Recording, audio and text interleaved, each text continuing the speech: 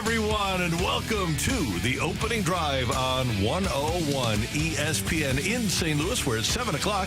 Your time check brought to you by Clarkson Jewelers, an officially licensed Rolex jeweler. Let me turn my speaker down here on my computer so that we don't have me yelling good morning everyone twice. I was so confused about what was happening. I'm totally confused. Yeah, I didn't when I came in this morning. I didn't turn my speaker down on my computer. Brooke is here, Dan is here, Matthew is here. I'm Randy. Morning, kids. How we doing? What a way to start, Randall. What a way to start. We're rocking and rolling. Oh. We'll do that at the end of the show. We're doing great this morning, especially after last night. Matthew Liberatore, guys. Were you expecting that from? I don't think anybody was, honestly. No, but it kind of makes you wonder because we've talked before. We like him in the bullpen. We've pigeonholed him as a bullpen guy. But he's had some starts now where you wonder, okay, if he were just allowed to do that on a regular basis, to start on a regular basis, what could he be? Hitting 98 in the sixth is what caught my attention. Now, obviously, the 6 scoreless innings, that's going to get your attention too. But the fact that his velocity stayed where it was impressive for a guy that's kind of swung back and forth from the bullpen to the rotation. To keep his velocity up is what caught my eye. Yeah, we'll get to that in a moment. Let's start with this, though. When we're going to take credit for the opening drive bump, we've got to own the opening drive curse, don't we? Do we? Yeah. Sorry, Kyle Gibson. I know that he said the rain delay of 46 minutes affected him, but we all know better. We all know that the power of the opening drive is much greater than some silly Mother Nature. There was a lot of things going against him. He had the morning drive curse, he had the delay, and he also had the time off in between starts. Yeah. I think that's what happened to me and when watching him is that his velocity was a tick or two down, wasn't quite as sharp. He just looked a little rusty, and that got to him. Yeah, it seemed like after he got him in the first, from the second inning on, he was just he's kind of out of sorts. And so, and I'm sure he's thinking, geez, I go on the radio with these guys in the morning and then I pitch. And then I hope he's not thinking that. He's not concentrating on the sign, and he's not concentrating on pitch comm. He's concentrating on the opening drive. I hope you ever think he goes behind the mound and goes, man, did I answer that question right? That third question from Brooke. Was that you want a slider? Okay, here we go. So the Cardinals do lose the opener yesterday to the Braves 6-2. Then they rebound last night in the opener in the game that I was at, knocking off the Braves 4-1. As we mentioned, Matthew Liberatore, sensational in the start, 6 innings. He allows only 2 hits, no runs. He struck out 8 and walked 1, set down his last 10 Braves. Roycroft came on with a scoreless inning, and Ryan Helsley threw an inning and picked up his 28th save, although he has seen his strikeout rate fall about 7% behind last year. So Ryan Helsley comes up with still another save, his 28th consecutive save. That's impressive, man. Yeah, 28 consecutive. You're going to run into like just a bad hop or a couple of bloop singles and it costs you a game or whatever the case may be. You know, the walk rate is about normal, but if you really break it down, his last month, the walk rate is a little problematic for me. It's up. And so that tells me that when it goes up right there, he's not quite as sharp, but still his stuff is so good, he's able to pitch around that and pick up a save. Now, can we get into Matthew Liberatore? Because I'm just so excited about this because, one, look what happens when he doesn't have to do 15 minutes. Now, I know that was something that was just thrown at him last week, something that you didn't want to see with Kyle Gibson. That was a tough position for Matthew Liberatore to be put into. Now he has a day's notice, basically, to get ready for that start yesterday. And Ollie Marmol explained after the game that he thought kind of going in that they were going to hold him to that 70 to 75 pitch count. And he had thrown 71 pitches through 5 innings, and they sent him back out for the 6th. I thought a key signature moment for Ollie Marmol, one, and for Matthew Liberatore is that you have Ozzie Albies come up. And that was an opportunity for him to be pulled, but instead, Ollie Marmol kept him in there. And I thought that was a huge moment because we know that he struck him out. And I thought that was a signature moment for Matthew Liberatore. I thought, though, that you wanted to stay lefty-lefty in that time frame, and then you want to save Romero for the back end. That's just where I was going with it, and he's pitching so well. I think that you just say, you know what, man, you've earned this time. We threw you into the starting rotation. The way that you're pitching right now, you've earned it. And I agree with both of you, but I think ultimately what's happening is, in the past, Ollie Marmol has been married to the numbers and to the script. And I think last night he managed with his gut. He said, okay, this guy's throwing so well. They're stress-free innings. Let's let him go and see what happens. Rather than taking him out at 70 or whatever the number was and abiding by a set script that you have before the game, this was not a 2 o'clock meeting decision. This was the game was flying, so it was like a 7:30 at night decision. Yeah, and I also think just to your point, Randy, the fact that the innings were, for the most part, non-stress. You know, that's the other thing, is that you can talk about when these guys get these innings, and to me, the 7th, the 8th, and the 9th is so much different than the 5th, the 6th, and even sometimes the 7th, where it's the impactful innings that you have. You come in and you've got runners on. There's just more stress when you have those kind of situations. And if he's moving along, I don't see any reason as to why you don't keep a guy in. No. I just don't. I think you roll the dice with him, if that's what you want to call it, and you stay with him, and you save your bullpen. That's the other part that you get with this, too. And until Ollie wins in the playoffs, taking out Jose Quintana against Philadelphia is going to be stuck to him, just like Kevin Cash and Blake Snell. Oh, we have to talk about this, huh, Randy? Well, no. We got to talk about Quintana again. Yeah, we do. I'm just giving you trouble. Well, because 100%. I'm totally giving you trouble. Yeah, I know you are. But 99% of the people. That's kind of unfortunately for Ollie, because we've talked about it. He's managed very well this year. I think he's done a masterful job. By the way, I felt like you needed to talk about Quintana, so I was all with you. Just because I was thinking last night, I think like a lot of people I was were, too. Right? He's going to take him out, and he doesn't need to. Yeah, That's what I was saying. With that situation, I mean, he tossed, 5 scoreless at that point. They sent him back out for the 6 for the 9 hitter with Luke Williams and Kelnick, and then he was able to strike both of them out. But when you have Ozzie Albies come up in that situation, I thought for sure that they were going to pull him. But to your point, the gut test, right? In that situation, Matthew Liberatore looks really good, and you show that you are building up that confidence and trust in him. Does he earn another start with last night's performance? That's a good question. I don't know. The rotation should go back to 1 through 5, and it should line up if that's the way you want to go. I really like him out of the bullpen, guys. I don't, yesterday was great, but are you going to see it on a consistent basis? I feel like you know a little bit more what you're going to get consistently out of Palante.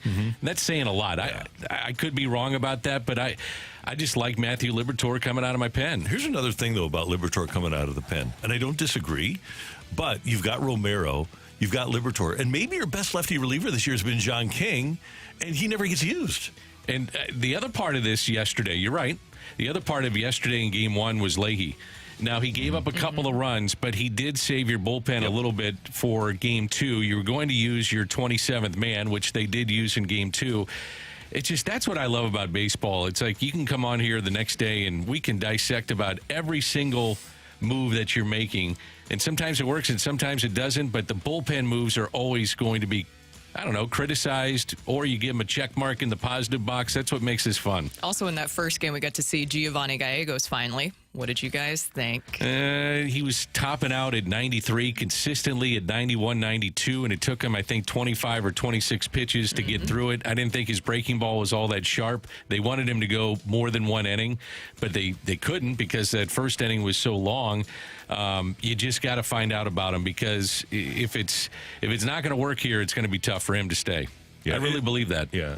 It looked to me like he was in midseason form. Is that good or bad? There's been some good midseasons. There's some bad midseasons. We knew this was going to happen. He flirts with the pitch clock, right? He just, it's like pulling teeth watching him pitch, and he can be effective. Even when he was very effective and very good, watching him pitch was drudgery. It was tough to go 45 seconds at times. Right, yeah. And yesterday, he throws 26 pitches in that inning, and I know why, and you know why, and Brooke and Matthew, you guys know why. It's because he's throwing 91, 92. You have to nibble. You can't challenge anybody when you're throwing 91, 92. That sums it up. He's nibbling, and he knows maybe he doesn't have his best stuff. And when you nibble, you can get into trouble. But, hey, to his credit, got through it, and they're going to find out more about him, I'm sure, in the next week to 10 days. Guys, my favorite thing in baseball and in sports is watching young players emerge and blossom kind of like a flower. And we're seeing that with Biscuits, aren't we?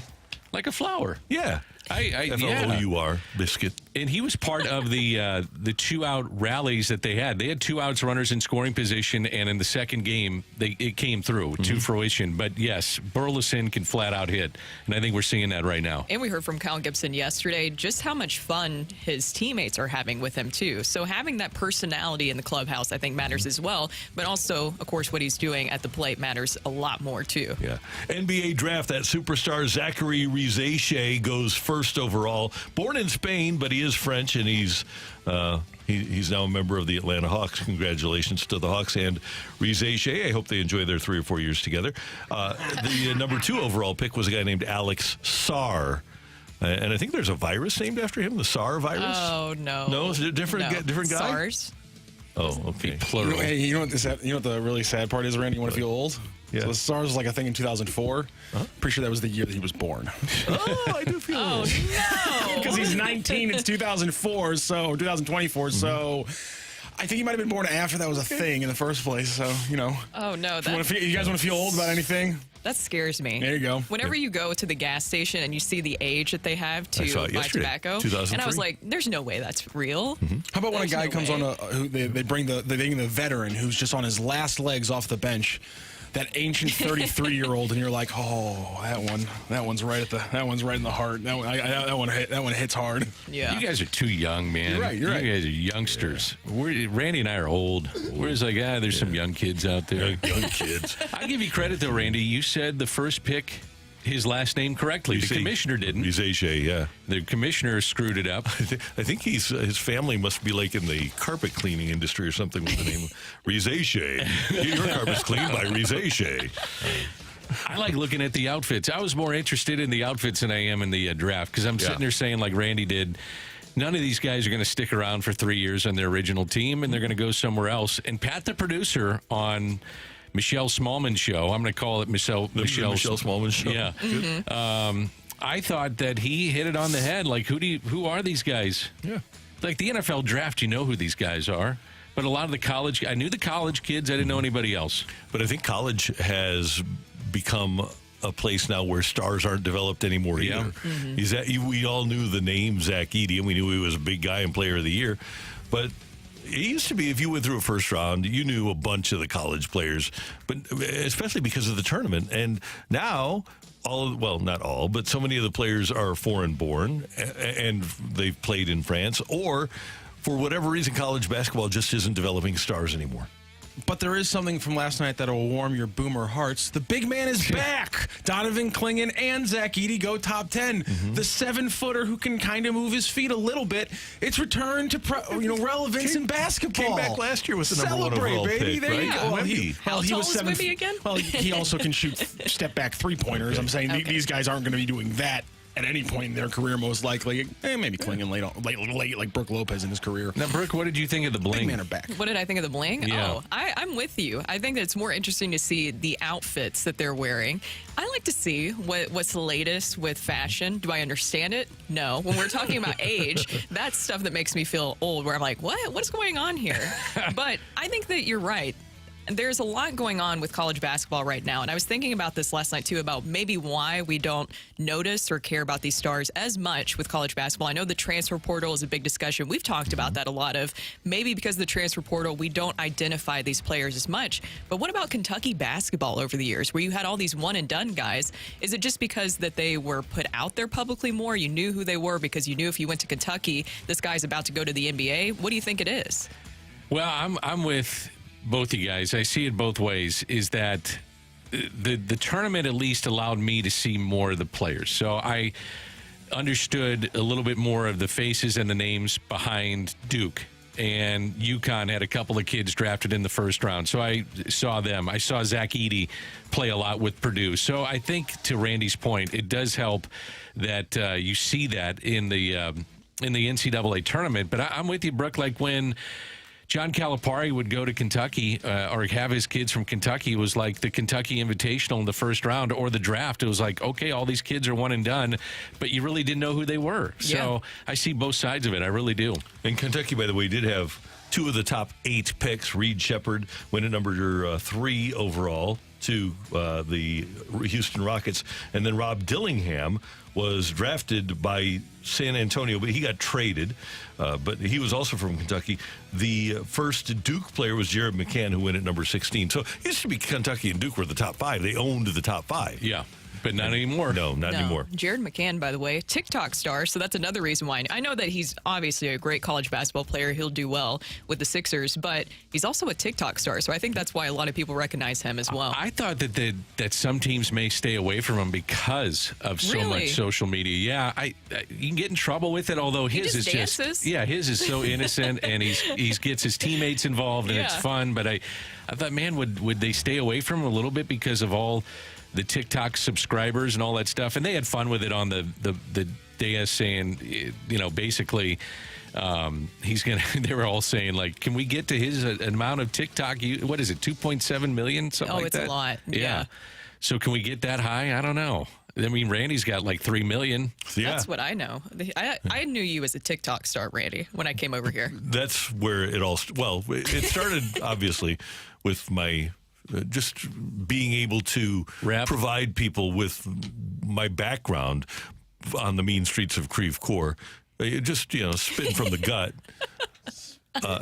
And then I went to another level when I got up on stage with Murphy Lee, and he asked me to tour with him. Couldn't do it because I had to do this show. Yeah. But and then I found out about TikTok, and my life has changed ever since. How much were you offered by Murphy Lee?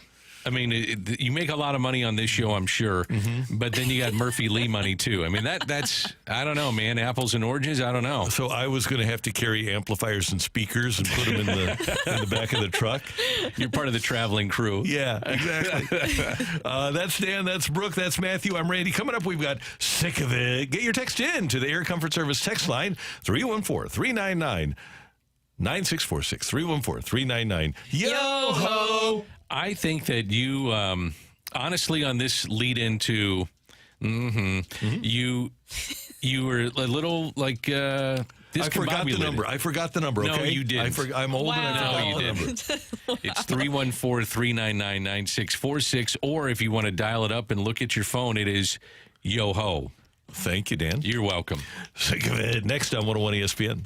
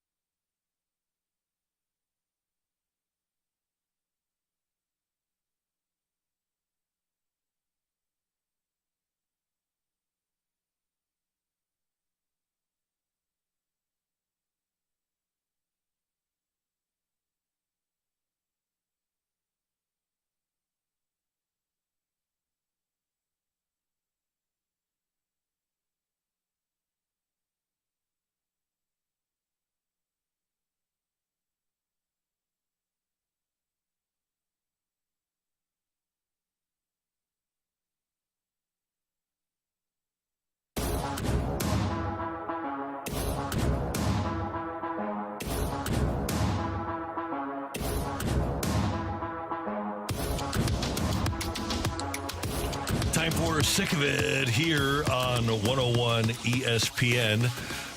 And your texts are welcome. Guys, for the second time in 3 games last night, Jordan Walker didn't play, and I can't find anything about him being hurt down at Memphis. If we're trying to improve this great young player, in my opinion, he should play. And I'm sick of the fact that they sit him down there. I'm fine with giving a guy a game off by the way, they have every single Monday off anyway. I'm sick of the fact that they just don't get him into the lineup unless they're doing things on the side. But you know what? We're reaching a point now where he's not performing at an extraordinary level, and the Cardinals apparently are not thrilled with the way he's doing metrically. I wonder at what point he starts losing value because he's not performing at that level. I'm interested because I saw that he wasn't in the lineup last night too, and so I sent in the group chat, I'm like, where's Jordan Walker? Maybe is he getting called up possibly? Because sometimes when you see that, you think, okay, a guy's getting called up soon. And then Randy, you pointed out that he's actually missed that many games recently. Mm-hmm. You would think that consistency would be the biggest thing for him to see if he can consistently build off his at-bats, but maybe there's something else going on there because I just looked and I can't find anything on social media about what's going on with him. My guess, and we don't know, I would think there's something to it.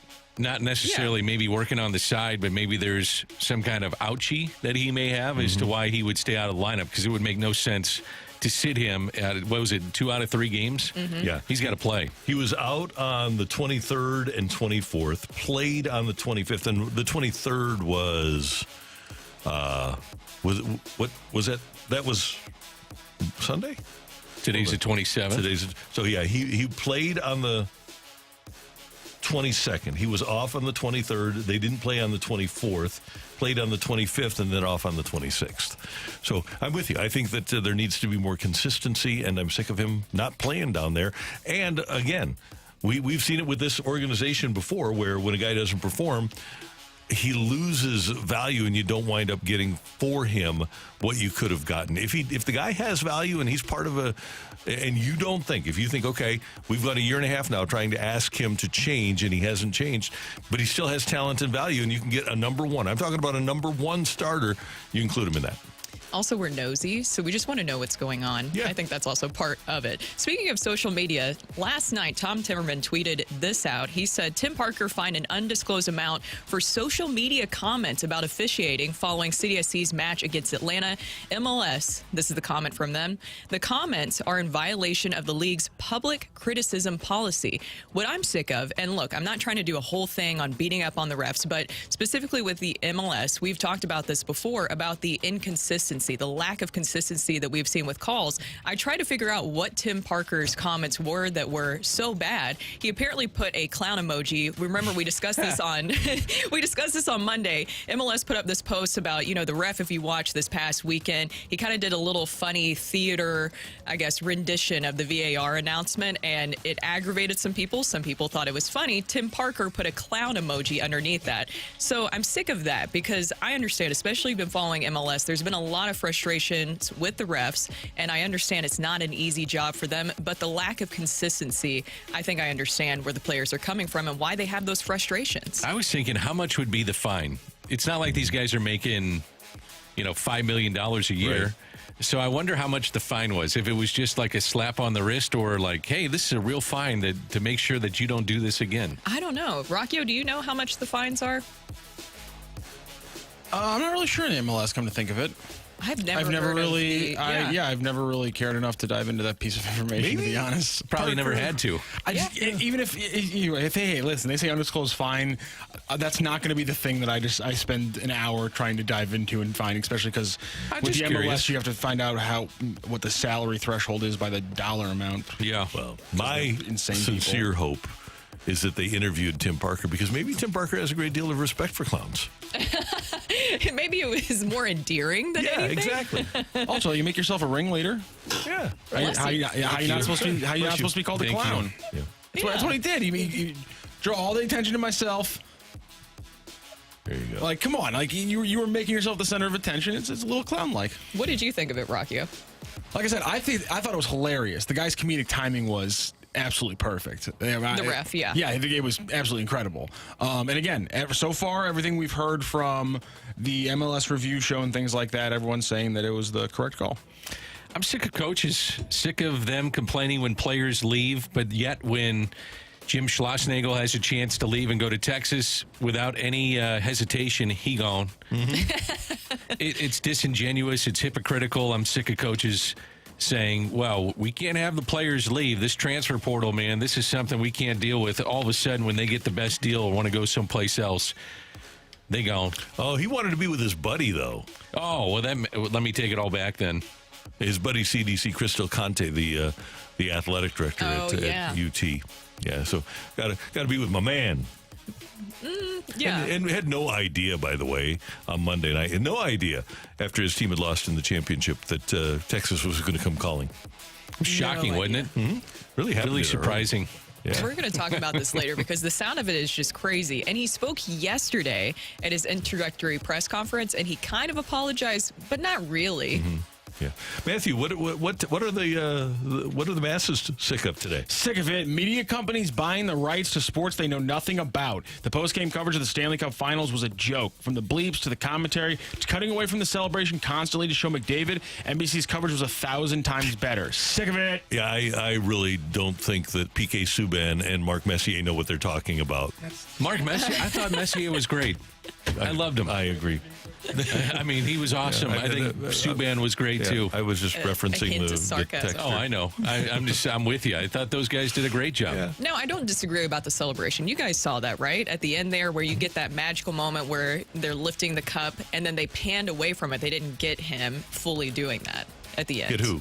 Fully doing it. Barkov. Barkov, yes. Sorry, I couldn't think of his name off the top of my successfully head. keep the camera on Barkov, so he skates away with it, but the actual lifting it up for the first time, they missed that cut on the camera. Here, I'll send It was you the off video. camera because they just didn't cut to the right camera at the right time. And It was that's a the little thing. weird. It was more the Yeah. production than people criticizing the actual analysis. The analysts are getting hammered for the NBA Finals coverage. The production's getting hammered around the NHL Finals coverage. Yes. Right? See, but even with the analysts in the NBA, to me, the problem with that was that they had the time that they were given was hardly any time to break down the game or talk about what was going on with a particular player. They had so many commercials at halftime.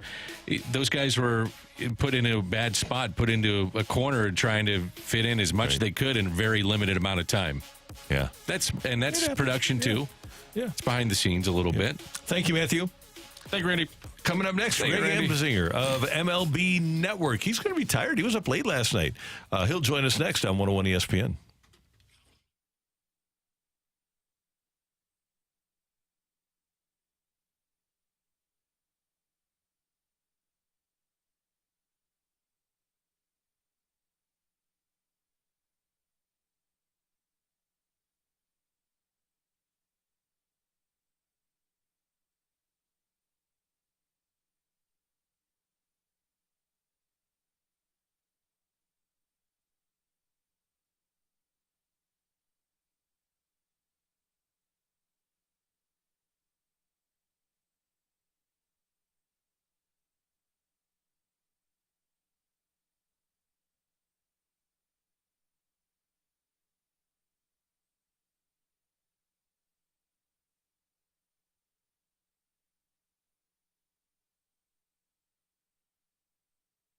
You have to use social media these days to connect with customers. But what if there was a place where those connections with customers aren't just made, but they're nurtured for the growth of your company? Enter 2060 Digital, a sister company of 101 ESPN, backed by a 100-year-old media empire in Hubbard. And just like 101 ESPN, if you're a business owner or marketer seeking more strategic ways to reach your audience, look no further than 2060 Digital. They have a dozen years of expertise, and they specialize in simplifying you getting the most out of social media and digital. They will help you understand when to post, what to post, where to post. Also, they'll help you understand how to better utilize your website and build the perfect website for you. And this is very important. When somebody searches for your category, you want your company to be on the front page. Well, with algorithms, 2060 Digital can help you out in that regard. Get in touch with 2060 Digital at 101 ESPN. ESPN.com/2060digital and request a complimentary digital audit today.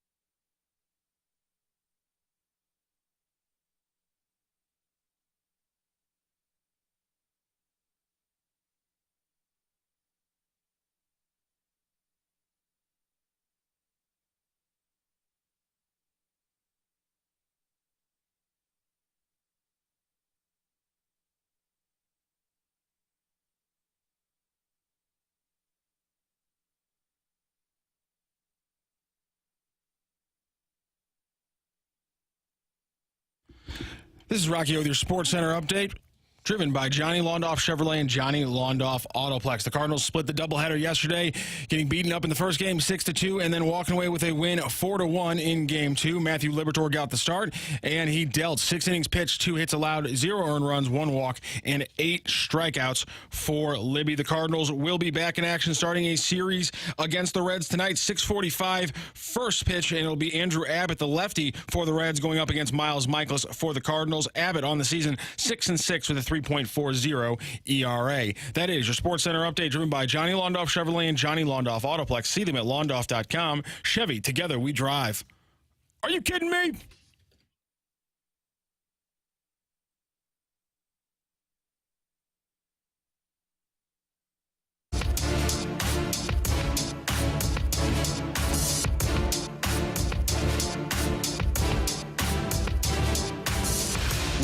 Grimsley and Dan McLaughlin. I'm Randy Carricker. It's the opening drive on 101 ESPN in St. Louis. And Greg Amsinger had to come on after the Yankees-Mets last night. That game took 3 hours and 5 minutes. We played a 2 hour and 15-minute game here. And Greg, despite doing MLB Tonight late last night, is back up early with us this morning. And we really appreciate it. Greg, good morning. How you doing? You know what, Randy, I feel very spry. It was my first big league rain delay with big leaguers. And what I found was when you are in a rain delay and you're waiting, doing absolutely nothing but sitting around telling stories, big leaguers like to eat. And I think I put on like 6 or 7 pounds just from the rain delay last night with Alex Avila and Yonder Alonso. So it wasn't good for me. Too many carbs. Way too many carbs. Greg, the Cardinals are kind of rolling here, playing well. They take 2 out of 3 from Atlanta. Let's start with that. The Braves, despite not having Strider and Acuna, and their offense still struggling, they're still a really good team. Is this a benchmark for the Cardinals for you? Does this tell you something about the Cardinals that maybe you didn't think or know? I don't want to say I saw this coming, but I kind of feel like I've been sort of annoying about this on your show. This is what I thought from Jump Street that the Cardinals would look like. I thought they'd average more runs per game. I thought the guys that would be contributing might be different. A couple of them are in the minor leagues right now. But the starting pitching was going to be massively improved. I was hoping Matthew Liberatore would get a chance to maybe be what Jordan Hicks has become for the San Francisco Giants. Couldn't become that with the St. Louis Cardinals. Had an opportunity last night. Looked great on the mound, and I hope he kind of takes the bull by the horns and stays in the rotation. Expect it to be Goldie and Arenado waking up. That really hasn't completely happened. I know Goldschmidt's had some success as of late, but since mid-May, this is one of the best teams in baseball.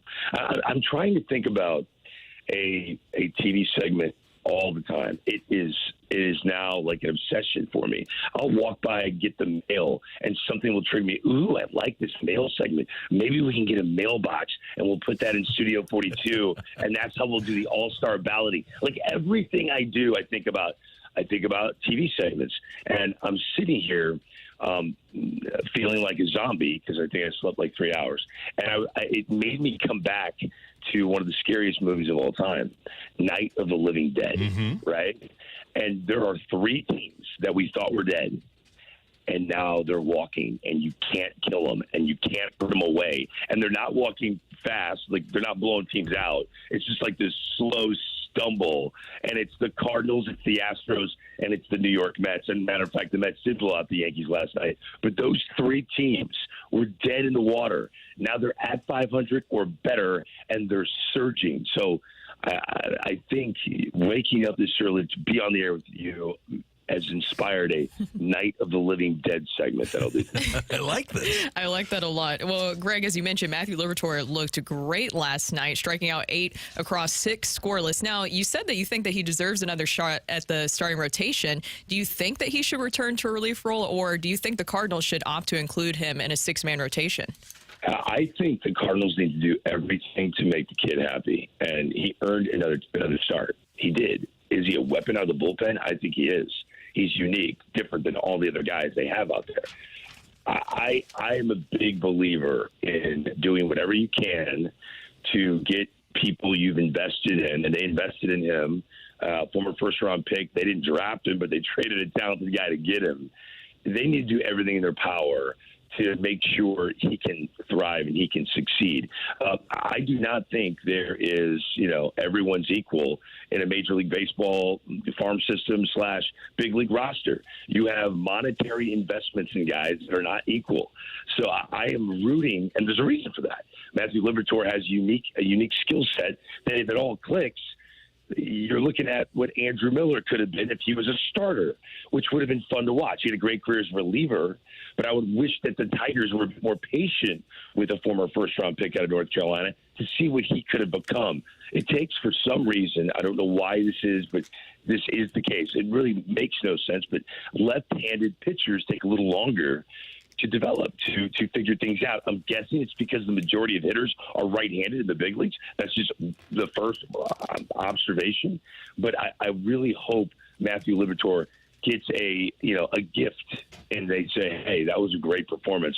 Let's see what you can do again in 5 days or 4 days. And if that is the case, watch out, because the talent is there for this young guy to be that massive surprise in the rotation that could change things for the St. Louis Cardinals. With so many teams that are bunched in the National League right now with the wild card and what the Cardinals may do at the top of the NL Central, certainly they're in the division. And as it pertains to what happens here in St. Louis, how active do you think the Cardinals will be, number one? And number two, what are you hearing about the trade deadline and how active teams will be because of all these teams bunched together? It's funny. Pete Alonso was assumed to be traded, right? And now all of a sudden the Mets are not even considering that, with the Mets being in the mix and playing the way they're playing. To me, it's like the trade deadline is going to go backwards. We've got to look at aggressive teams that need to get rid of players, right? Like the Chicago White Sox, you can't wait for Garrett Crochet to blow out. You've got to move the number one starting pitching asset on the trade market. Luis Robert Jr. is playing. Why wait for him to go back on the IL before you sit there going, oh, no, we missed our opportunity? I think the Chicago White Sox are going to be highly motivated to move their guys. The Toronto Blue Jays are going to be highly motivated to move their guys. We did a segment the other day. Should you blow up the Blue Jays? Now, there were two options. Either you blow up the Blue Jays and you hold on to John Schneider, who is the Blue Jays version of Oli Marmol. He does everything the front office wants him to do. Okay, that's the new role of manager. It is what it is. Or you change the leadership, have a new voice, and maybe spark this collective group of players that you think is good enough to make a postseason run, like firing Joe Girardi a couple of years ago. Rob Thompson takes over. Phillies go to the World Series. So what do? I think you have to detonate. I think you have to blow this team up. And the way Vladdy Guerrero Jr. is swinging the bat right now, you got to move him now. He's red hot. He's one of the hottest hitters in baseball. Bo Bichette is not seen eye to eye with the manager, who he's had since he was in the minor leagues. His stock is low. You might have to hold on to him because you don't just want to give him away. Give him one more year of control after this. So I think it's for some reason the trade market sounds like it's going backwards, where teams are going, okay, the Blue Jays are motivated to move Vladdy. Are we interested in this? Because everyone else, it seems to be in the mix. So it's the motivated seller that I think will drive the free agent market. I think the Cardinals are going to be like so many teams trying to add depth to a bullpen that they've ridden really hard to get to this point in the season. Native St. Louisan, product of the Lindenwood University, lead anchor at MLB Network, Greg Amsinger with us on 101 ESPN. Greg, what would it take for the Cardinals to get Garrett Crochet from the White Sox? It's a massive deal. I mean, you get years of control. The other aspect to it, Randy, is he missed a whole year due to Tommy John. And his first big league start was opening day this year. He was used as a reliever. Mm-hmm. So while, they're not kid gloves on a guy that's out in the bullpen, you still have the wear and tear. I mean, remember when Jeff Samardzija was a free agent? The feather in his cap was he was used as reliever for the majority of his years of control than he was as a starter. Remember when Zach Wheeler got his first big contract with the Philadelphia Phillies? Yes, he was a good pitcher. We never thought he was going to end up being what he is now when he got his first $100 million pitcher or contract. But the big feather in his cap was that he didn't pitch. He didn't have the wear and tear. He was injured all the time. So because he wasn't pitching and there were all these career innings, that was added value to the pitcher. Garrett Crochet has very few innings, and right now he looks nasty. Years of control left, and you're going to have to give up a haul. I think 4 players. Now, that's one of those deals where you sit on the phone and you go, okay, we all know who our top 10 prospects are. We'll consider one for sure. You're going to have to talk me into 2, but I would prefer not to go there. That's how these negotiations are going to go. You have to realize the Dodgers need Garrett Crochet. It looks like the New York Yankees need Garrett Crochet. So it's going to take a lot to get this kid away from the Chicago White Sox. Greg, I have a ton of respect for the run differential stat. I think at the end of the season, it's a big thing. But right now, the Cardinals are minus 31 in the run differential. And in the first 20 days of the season, they had 4 games. Their opener against the Dodgers, they were minus 6. Against the Miami Marlins on April 7th, they were minus 7. Minus 7 against Milwaukee on April 20th. And then on April 23rd, minus 13 against Arizona. So In the first 20 days of the season, they had a minus 33 in 4 games. Does that change that minus 31 for you for the Cardinals on the season? Well, look, I halfway through what you were saying and asking me just now, I kind of zoned out because unlike you, I do not care a run differential. Okay, good, okay. I don't. I genuinely don't. I've watched so much baseball over the last 16 years now. I can feel players' feet come off the gas when it's 8-3. And all of a sudden, the final score is 14-3, game over. I just, it is what it is. I don't dive into that. There are certain stats that my research staff, which I adore them all, they're amazing, brilliant young people. When they feed me stats, it's like a waste of time. I'm not going to ever say it on the air. I'm never going to use it. Run differential, I don't care about. Like, just point to the win and loss record. I'm going to close my eyes and guess the Philadelphia Phillies have the best run differential. I'm just going to guess that. I don't know it. I'm just going to guess it because they have the most wins and the fewest losses. It's really based on that to me.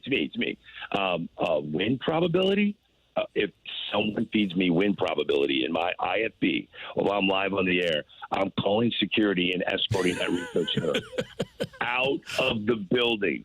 Okay, right now it's 9-1. It is a 99.9% win probability the Cubs are going to lose this game. Dude, come on. I don't care. We're literally creating stats that are pointing out the obvious that we already knew. Hey, Greg Amsinger has a 99.9% chance of ending his life over 6'2". Oh, wow. Holy. Whoa, I guess we got to put that in the A block. I don't understand. It's no offense, but run differential does not get me going, Randy. Phillies are number 1, by the way. Dodgers are number 2. I can't believe I guessed that. What are you hearing with the trade deadline on what type of players are going to be moved? Meaning, are you hearing starters, bullpen guys, position players? What's the marketplace? Where's it starting to go? Dan, you remind me of my chemistry teacher, Mr. Randolph. I would goof off in class, and then he'd be like, Greg, look at the board. Look at the board. What are we talking about right now? Raise your hand. I'm like, I'm sorry, Mr. Randolph, I forgot. Yes, getting back to the trade deadline. Yes. Getting back. Wait a minute. How do I remind you of a chemistry teacher? I'm a little lost here. I'm just asking you about the trade deadline, for God's sakes. Oh, Greg, why are you in this classroom right now? Oh, why are you on the air? Yes, it's because of the trade deadline. No, I think it's going to be pitching. It's the most fickle thing in the game. The teams that are winning right now are scoring runs other than one. And that is the Seattle Mariners. So it's one team that is massively underperforming offensively that are going to be in the mix for the playoffs. So as the Houston Astros are surging, you have fan base in Seattle who are sitting there waiting for a guy whose MO is to trade for everyone, in Jerry Dipoto. And he's not making the most obvious move. To me, sometimes these guys, their egos get in the way. Buck Showalter, who I work with now, I absolutely adore the guy. But he's so smart. The obvious move was to bring Zach Britton out of the bullpen, who was the best closer in baseball against the Toronto Blue Jays. But instead, he made the more genius move that no one was expecting. And brought in Ubaldo and Jimenez to give it up on the road, and Zach Britton never pitched in the game. Sometimes these baseball geniuses, they hate when there's an obvious move they have to make. And with Pete Alonso no longer on the market, it's all about Vladimir Guerrero Jr. The problem is there's one guy to go get that really is the game changer for the Mariners. It's Vladdy Guerrero Jr. because Luis Robert doesn't show you the durability to help really kickstart and change that lineup. So the issue with Vladdy Guerrero being the guy is the Houston Astros don't have a first baseman. So if you're the Houston Astros and you're winning 7 in a row and your young pitching is shocking everyone and you're surging, you're 4.5 games behind the Mariners, now you could trade for the guy that's clearly the obvious target for the Seattle Mariners. And if the Houston Astros land Vladdy Guerrero and the Mariners get B-level, C-level, D-level offensive talent to quote-unquote fix the lineup, I'm a furious Seattle Mariner fan. Other than that, it's all starting pitching and relief help. That's going to be it. And if Mason Miller isn't dangled by the Oakland A's, good luck finding a true game changer. in the back end of a bullpen that will be available. Hey, Greg, one last thing, and you guys talked about this last night on MLB Tonight. Bob Costas made reference during the game that Aaron Judge right now is the best player, with all due respect to Ohtani, and you had some amazing Judge statistics. And how about Shohei Ohtani as a leadoff hitter since Mookie Betts went out? 10 games, 378 batting average, 500 on base, 946 slug from the leadoff position for 1.446 OPS. I guess he can hit anywhere in the lineup. So this is the question I asked last night. Who has a better chance of winning the Triple Crown, Ohtani or Aaron Judge? I think that Ohtani does. I agree with you, and the reason for that is Freddie Freeman, Will Smith, Teoscar Hernandez are hitting behind him, and whoever they trade for to play shortstop, because Miggy Rojas is going to be that guy for the rest of the year. So he's going to be with a lot of support behind him. The problem is he's going to be hitting leadoff, so the RBI opportunity might not be there, whereas Marcell Ozuna is not going to be hitting leadoff for the Atlanta Braves. The Braves lineup's going to get healthier as we go on. Those guys are eventually going to get hot, and he's going to be hitting fourth or fifth for the Atlanta Braves. So he's going to be driving in a lot of runs. So that's going to be a challenge, but there's no one hitting behind the New York Yankees. The Yankees are a top-heavy lineup, much like the Los Angeles Dodgers, just not as deep in that top half. They're never going to put Juan Soto behind Aaron Judge. So why would you pitch to Aaron Judge? Right. I'm sorry. I got to make Liberatore beat me. I got to make, DJ LeMahieu. I mean, let's think about this for a second. They had J.D. Davis hitting behind Aaron Judge. J.D. Davis was just recently DFA'd by the Oakland A's. They had to go get a guy, literally someone with a pulse, to hit behind Aaron Judge. That's how hard it is for them to find firepower behind those two guys that are going to be a combined $1 billion when Soto's deal is done. So that's why they're not going to be the team that's trading away the farm to go get a Vladimir Guerrero Jr. I just don't think they're going to be the team that lands the guy. You ready for Arizona Cardinals training camp to get underway? Yes. And I got to tell you, I talked to Wifey, and I'm like, look, I think we need to try to make Cardinals-Jets happen. I think we need – she's like, really? You want to go all the way out there? Yeah. London and I can go. We'll play a little golf. Oh, that's why you want to go. You want to play golf? No, that's not why I want to play golf. I'm motivated to be an Arizona Cardinal fan forever, and I hate the Jets, and I'm the biggest anti-Aaron Rodgers fan. So please, by all means, I think I'm working on her. I think this negotiation is going my way. It's close. All right. I'm proud of you. Good job. Well, hey, if it happens, I'm going to give you a call and say join us. We're there. We'll be tailgating, and I'll have voodoo dolls with Aaron Rodgers on it. It'll be fun. Sounds great. Hey, have a great day. Thanks for getting up early with us. We appreciate it. You guys are the best. Take care. Thanks, Greg. See you later. Greg Amsinger, MLB Network. You can see him on MLB Tonight. And he loves, that whole network loves the trade deadline and all the rumors that come with it. I do, too. I'm still trying to figure out the connection between the chemistry and the trade deadline. I don't know. I think that he was trying to say that you were basically kind of like his teacher back in the day, making sure that he stays on subject of getting back to the important thing, which is the trade deadline. Everybody wants to talk about the trade deadline. Makes sense. We've got Take It or Leave It. You're welcome. Yeah. TIOLI coming up, 314-399-9646, 314-399. Yo-ho! Take It or Leave It next on 101 ESPN.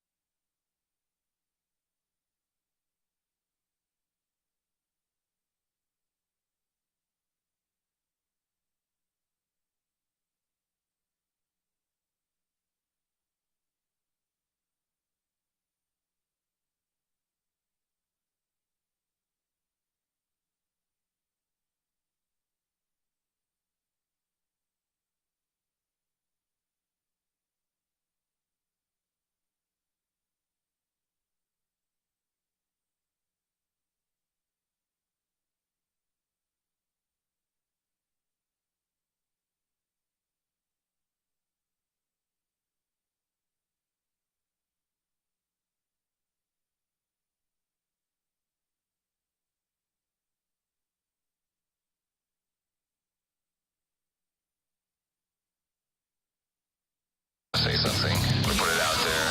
If you like it, you can take it. If you don't, send it right back. Get your text into 314-399-9646 and give us your take it or leave it. Brought to you by Gloria Lou Realty. Visit GloriaHasTheBuyers.com and start packing. That's my final offer. Take it or leave it.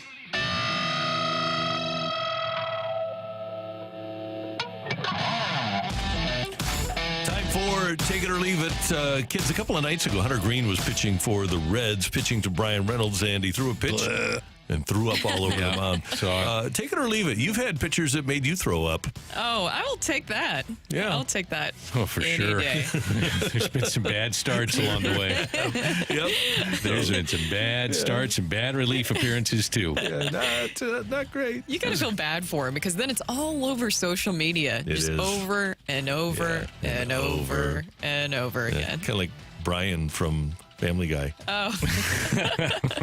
I'll never forget, in Arkansas, I was covering this high school football team, and this kid was known for, I guess, when he would get really anxious or he would exert a lot of energy, he would throw up. So every single game, and he was their running back. So can you imagine how that worked out for him? He'd puke, and you would have to avoid that when I was That is shooting disgusting. high school football games. So That's nasty. yeah, I felt for him. He was very talented, though, so it didn't hinder him in that way. Oh, he's quite talented. Yeah. All right, take it or leave it, guys. Don't know if you saw the injury news yesterday coming out of the Cardinals, but Tommy Edman sprained his ankle. He hasn't started his rehab assignment yet. That was something that happened at Busch Stadium yesterday. So take it or leave it. After hearing that, we will not see Tommy Edman this season. I know that he's considered day to day, but still another setback like that. Yeah. We're going to see him at some point. I'm going to leave it. Yeah, I'm going to. He'll show up at some point, maybe August or something. He's going to have to. Yeah. I mean, I'm not putting all my eggs in the Tommy Edman basket, but for goodness sakes, he's got to get back on the field at some point this year. It is June 27th, so he has all of July, and are there 30 days in June? 27, 28, 29, 30? Yes. Okay, good. I knew that off the top of my 31 head. in July, 31 in August. Okay, good. Yeah. So, so he's got 35 days. 35 days is enough to... Hell, Marshall Faulk had knee surgery and played 8 days later, so... Or no, 11 days later. So, if he can do it, Tommy can recover from a sprained ankle. I think so, too. It's not like he's got turf toe or anything. Come on, Tommy. The Milwaukee Brewers have already used, I just looked this up last night, they've already used 14 different starting pitchers this season. 14, that's more than any other Brewers team in any one season. Take it or leave it, because of that, the Cardinals not only make the playoffs, they win the division. Oh, I'll take that. Oh. Yeah. I think they got a good shot. I do, too.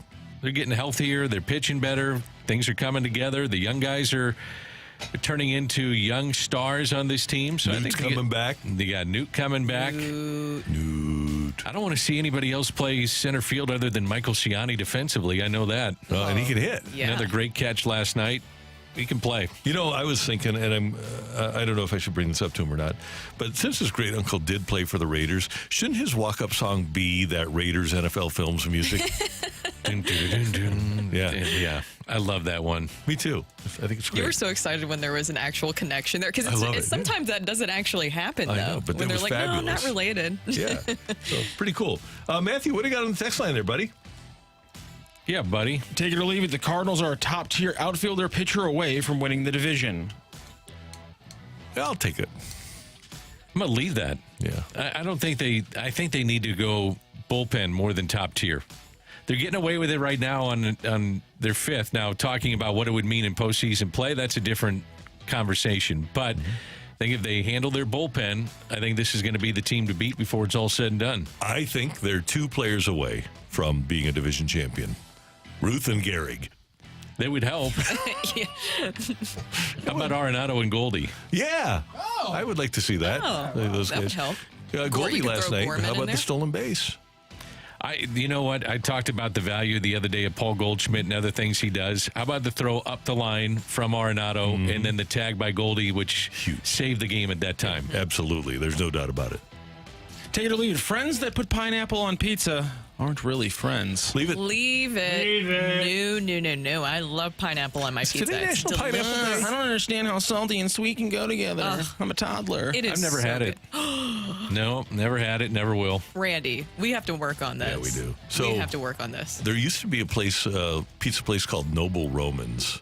It was at 141 and Olive that had fantastic Hawaiian pizza. How do you remember all these places for food, Randy? You know exactly location. You know exactly how I remember it. Today is National Pineapple Day, so just go to the store, maybe go to the market, and just decorate your home, your front porch with a pineapple. No, Randy, no. I know what you're doing there. Please don't do that. Randy, yeah, what the heck, dude? Come on, man. Why did you take? Wait, it's National Pineapple Day. I zone out for 2 seconds, and you switch us to an HD2 channel, apparently. Can we get back to the innocence of the pineapple on pizza? Because it's one of my favorite things to get, because we have a Domino's right by our house. Thin crust, pineapple on the pizza with pepperoni and jalapenos. Oof. Oh, it's delicious. Pineapple and Canadian bacon. So you have You order savory, thin sweet. crust from Domino's? I love thin crust from Domino's. I like thin crust pizza. That's why I like He's Emo's St. pizza. Louis. Yeah. You order, And there's also but Domino's you order right your next to our thin house. crust from Domino's. I'm just saying because it's right next to our house. I also like Emo's That's fair. pizza. That's fair. Have you ever I'm not saying done Emo's either? pineapple and Canadian bacon? Yes. Oh, yes. It always hits. Yeah. Every It's time. undefeated. Yeah. It is. It's great. Those people are your friends. You know why you put salt on caramel? Follow them. Ladies and gentlemen, welcome to the world. Take it or leave it. Michael Ciani has more trade value right now than a healthy Tommy Edman ever will. Leave it. I'm going to leave that as well. Siani's got a hit. Yeah. Yeah. Now, he's come up with some hits here recently, and maybe he's getting more experience. I love him, though, as a defensive replacement. Defensive replacement, man. He's going to be good down the stretch if that's the direction they go. Yeah. Take it or leave it. The Cardinals need a good old-fashioned brawl to make this playoff run legit. Take it. Well, they already did They already have had an that. argument. Yeah. So I'll take that. Let's have a brawl with the Reds this weekend. You may get that. Yeah. David Bell's kind of a rooster. I think he likes to fight. Who else should be in that? Hunter Green. He might throw up on you. Yeah, that's true. Oh, then that ends the fight. Now that we've got Gallegos back, though, Gallegos is really enthusiastic about the battle. He'll fly over the bullpen wall. Yep, he One will. of my favorite videos, other than Marcelo Zuna and the whole, that situation. in happening. Spider-Man. Yes. Yeah. Or lack thereof, because Spider-Man would catch it. No, that's a good point. Take it or leave it. We shouldn't hold it against very innocent people who are just trying their hardest who happen to throw up on baseball fields. I'll take that. We shouldn't hold that against them. Trying hard. Randy, They're you know just why he's trying saying their this, right? hardest, everyone. You know why he's saying that? Remember what happened in the home run Everyone derby knows last why year? I'm saying it. Yeah. Remember? So Dan does it. No, Anyways, Rocchio, we had the home swear run to derby God. last year. I will turn your mic off. I have the power. And Rocchio joke. threw up a little bit.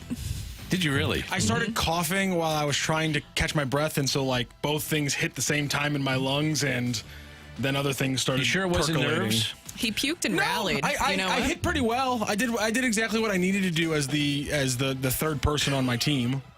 I was exactly at the level they needed me to be. What is that? I'm thinking about why that. Do you remember why that home run derby ended? Yes, because dude snapped his ankle in The guy half. went old Napoleon Cuff, and he was in one of those big squirrel things, the ball the inflatable ball that Where they you put put people to in. run. Yeah, he snapped his Bounce against each other kind of thing? Yeah. He snapped his ankle. And they were racing each other, and he Yes. snapped his leg. Oh. Yeah, it was. He's it was, doing great. Oh, I saw him at a Battlehawks event recently, and he's doing very well. Oh, He's doing good. I'm glad. Take it or leave it. The streak may continue, but you're not feeling overly confident when Helsley gets the ball in the ninth right now. I'll leave it. He gets a 27th out. Yeah. Gets it done. That's all I'm looking for is a 27th out. I think he's due, though, for a little blip on the radar. Yeah, maybe a And then you rest him for 2 or 3 days, and he comes out and he dominates. We just need a little 60 seconds from two Jason Isringhausen broadcasting veterans to talk the younger generation through a guy who gets it done, but puts a little fear of God into you when he does it. Yeah. The Orioles once had, with all due respect to our greatest Cardinal, in the 70s, the Orioles had a closer named Don Stanhouse, and his nickname was Stan the Man Unusual. Yep. Because he was unusual, and he had a quirky personality, and he would always load the bases, but he got the job done. And that's all you're looking for is get the job done. Isn't it like every closer that hits these, the walk rate gets up a little bit going on here with Helsley. But I remember when Gallegos was closing games out, too, you had, times where you looked at it and go, man, he doesn't have it. But somehow they find a way. Closers do that. 93, it happened with Bruce Sutter. Yeah, that's another one. Yep. So 83. 83. It happened. Yeah, he wasn't pitching anymore in 93. 83 it happened with Bruce. Thank you, Matthew. Thank you. And thanks for your text. We do appreciate it. Coming up, Gordon Graceffo is rolling at Memphis. When should the Cardinals bring him up? That's next on 101 ESPN.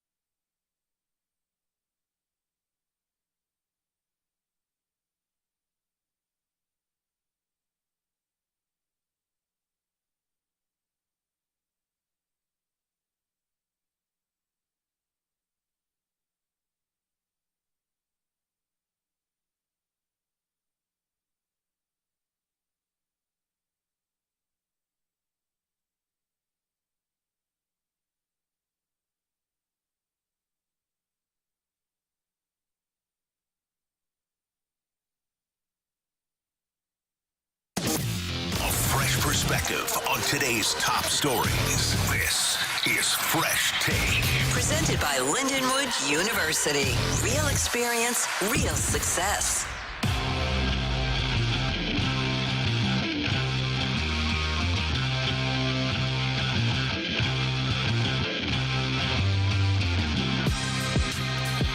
In St. Louis. Time check brought to you by Clarkson Jewelers, an officially licensed Rolex jeweler. Brooke, Dan, and Randy. And a quick look at the Fresh Take. Gordon Graceffo is now 8-5 with Memphis with a 3.84 earned run average.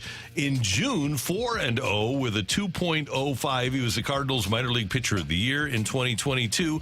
And with the good starts recently of Matthew Liberatore and of Andre Pallante, the question becomes, at what point do the Cardinals consider bringing Graceffo up? One of the things about him, though, is he has not pitched, it's the 27th now, hasn't pitched since June 19th. I don't know if the Cardinals are resting him or if there is a physical ailment that Graceffo is dealing with. But, man, you look at that June, 4-0 with a 2.05 earned run average, 21 strikeouts, 6 walks in 22 innings. He appears to have figured something out. He's got a new windup, and maybe Graceffo is the next guy in line if the Cardinals do indeed need a starter. Well, they definitely need to add him to the 40-man first. And I thought that the opportunity would come since you have this doubleheader where the Cardinals have a 27th man of maybe you would see maybe one of the guys from the minor leagues. Like we've seen Kloffenstein come up. He's still part of the 40-man. Graceffo's still not on there, but I want to see what you have with him. But do you guys think with what Matthew Liberatore did yesterday with his start, we talked about it, about how good he looked with 6 scoreless, that pushes back Graceffo's timeline of when we would possibly see him up in the majors? Yeah, I think when you have success with the guys that are here, it gives you at least a little breathing room to bring guys up. You don't have to do it. And I know the numbers, Randy, bear out that he's pitching well. I just wonder if there's some of the underlying numbers that they have sabermetrically that and analytically that they probably sit there and say he needs a little bit more seasoning, because let's face it, if he was ready, he probably would have been up, to Brooks' point, to make a spot start, but it didn't happen. I'm a big proponent of when these guys are close to being ready, of putting them in the bullpen and letting them get their feet wet. And maybe that's one of the directions that they go and try to supplement any deficiencies that they may have moving forward with their bullpen. That's not a bad thing, because he's been a swing and miss guy. He's been a dominant pitcher at times at the minor league level. Obviously, last year was dealing with a lot of injury issues, but he's 24 now, and this is his second year in AAA. So at some point, yeah, it's about time when you're 24. You're going to reach that time where you've got to get to the majors and start producing at the major league level. I just wonder what they see. That would be the big question I have, is just, is there, you gave the numbers, and those numbers, are impressive, but is there something that they don't see, or do they feel like, hey, we have bought time with Pallante and with Liberatore to allow us not to have to push somebody if we feel that they're maybe on the cusp but not quite ready yet? And speaking of buying time, that's why Kyle Gibson and Lance Lynn are here. Mm-hmm. Yeah, I think another thing with Gordon Graceffo, too, is he a name that when you're looking at the trade deadline, the Cardinals are making some moves? Is he a pitcher that they're looking to move? I think anything's on the table. I think you look at any of the minor league guys that you have outside, for me, Jordan Walker, I'm not touching him. I still believe in him, and I think he's going to be an outstanding player before it's all said and done. But, yeah, I mean, you got to give up something to get something, and maybe that's one of the directions that they go. I think anything's on the table. I do think, though, that the Cardinals, to your point, Dan, they have to at some point look at this bullpen. And by the way, it's performed really well. Yeah. But let's just throw Gallegos out there as an example. If organizationally you determine, and you have to go down and watch Graceffo pitch, but if you determine that Graceffo is a better pitcher for you in a 5th or 6th inning than Giovanni Gallegos is, you should be doing everything you can to win every game at the major league level this year. For me, if I'm the Cardinals, if I'm Mo, if I'm Gersh, if I'm the DeWitts, I'm all in on trying to win this year. With where I am right now with this team and the ascending players that I have, I want to have my best 26 available. Especially at this time of year. You're getting close to the trade deadline, and then all of a sudden it's going to be August, and it's a 2-month race to the finish. And at that point, the contracts don't play. It's the best players play. So I'm with you. And, to their credit, they put themselves in a position to be potentially a division winner or leader, and obviously they're leading or second in the wild card right now with I think it's a game and a half lead. So, you know what? I'm with you. I think the best players need to be here, and you certainly find that out going down the stretch. I do think, though, that they're trying to figure out what do we have in Gallegos. Can we get something out of him that showed us some signs of 2 years ago or 3 years ago, or even at times this year where things were successful, where it can be consistent? And if not, then you're going to have a problem in that bullpen. And Brooke, by the way, Gallegos making almost $6 million too. That has something to do with it. And it's just, I think he's done after this year, right. correct? Yep. Yeah, you have to figure out what you have with him. But going back to Graceffo, and I've seen this theory come up a lot with some of the young prospects, especially when you're getting closer to the trade deadline. I want to see if you guys think this is true or not, because some people think, okay, well, with some of these top pitching prospects, you don't want to bring them up to the majors yet in case they don't do well and they might lose some of that trade value. Is that a theory that could be true in this situation? I think so. But I think that what it comes down to, because that pitcher is going to be scouted by the other team, what it comes down to is, like Dan's talking about, the peripherals, what they see, what his velo is, what his spin rate is, what his inch break in velocity or in horizontal and vertical is.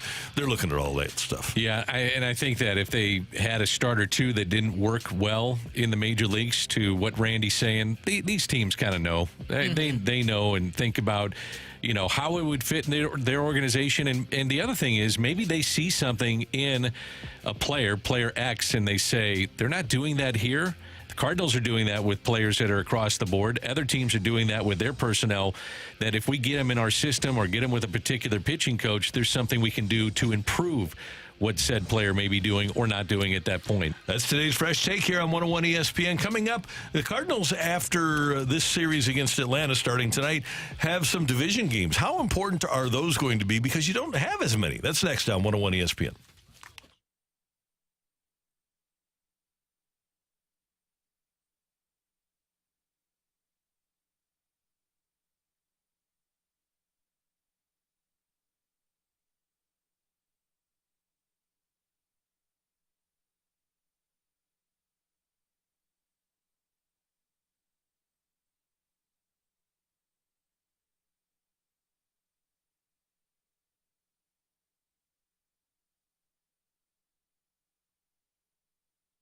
Coverage of 101 ESPN is presented by Under Law Injury Lawyers. GetJim.com.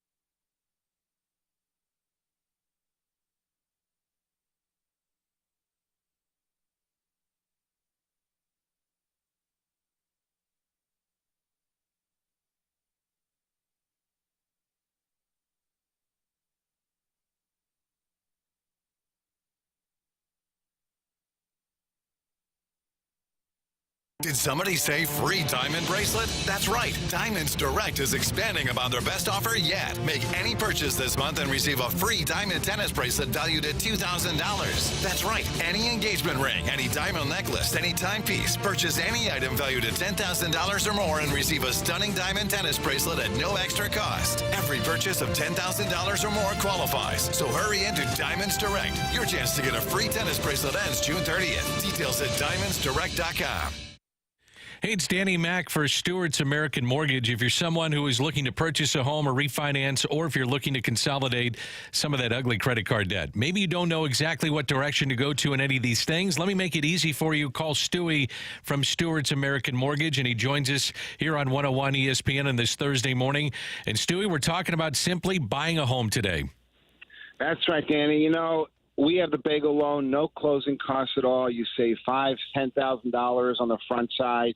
Now we have the 100% finance conventional loan, 0% down, great rates, same or better rates, no cost.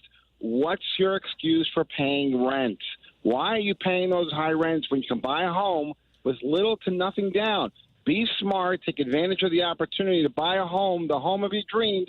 Today, you can do it. The opportunity's there. All you have to do is grab it. And the other great thing is that you are going to get them to the closing table fast. How fast? 10 days.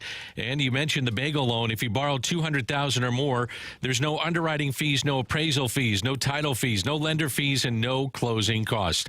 Stewie, he's your guy. He makes it easy. Any questions on rates, the industry, the trends, give Stewart a call. Here's his personal cell phone. He's on it right now, so he'll pick up. He'll just click on over and say, the heck with this. He's going to talk to you. 314-324-4440, 314-324-4440. Before you take those phone calls, Stewie, you can also Google the bagel loan. Attaboy, the bagel loan. NMLS number 226715.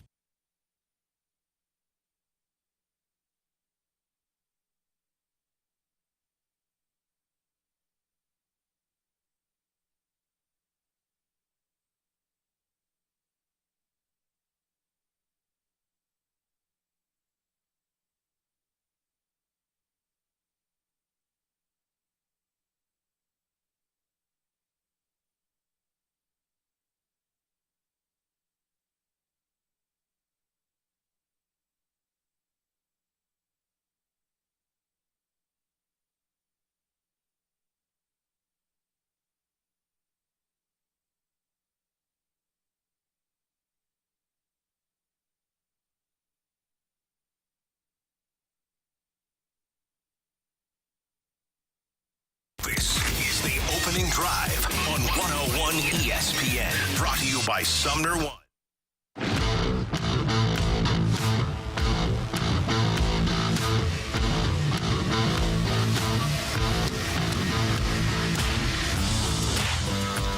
Former St. Louis Rams head coach, Super Bowl champion Dick Vermeil always used to say, you got to keep the teams below you in the standings down.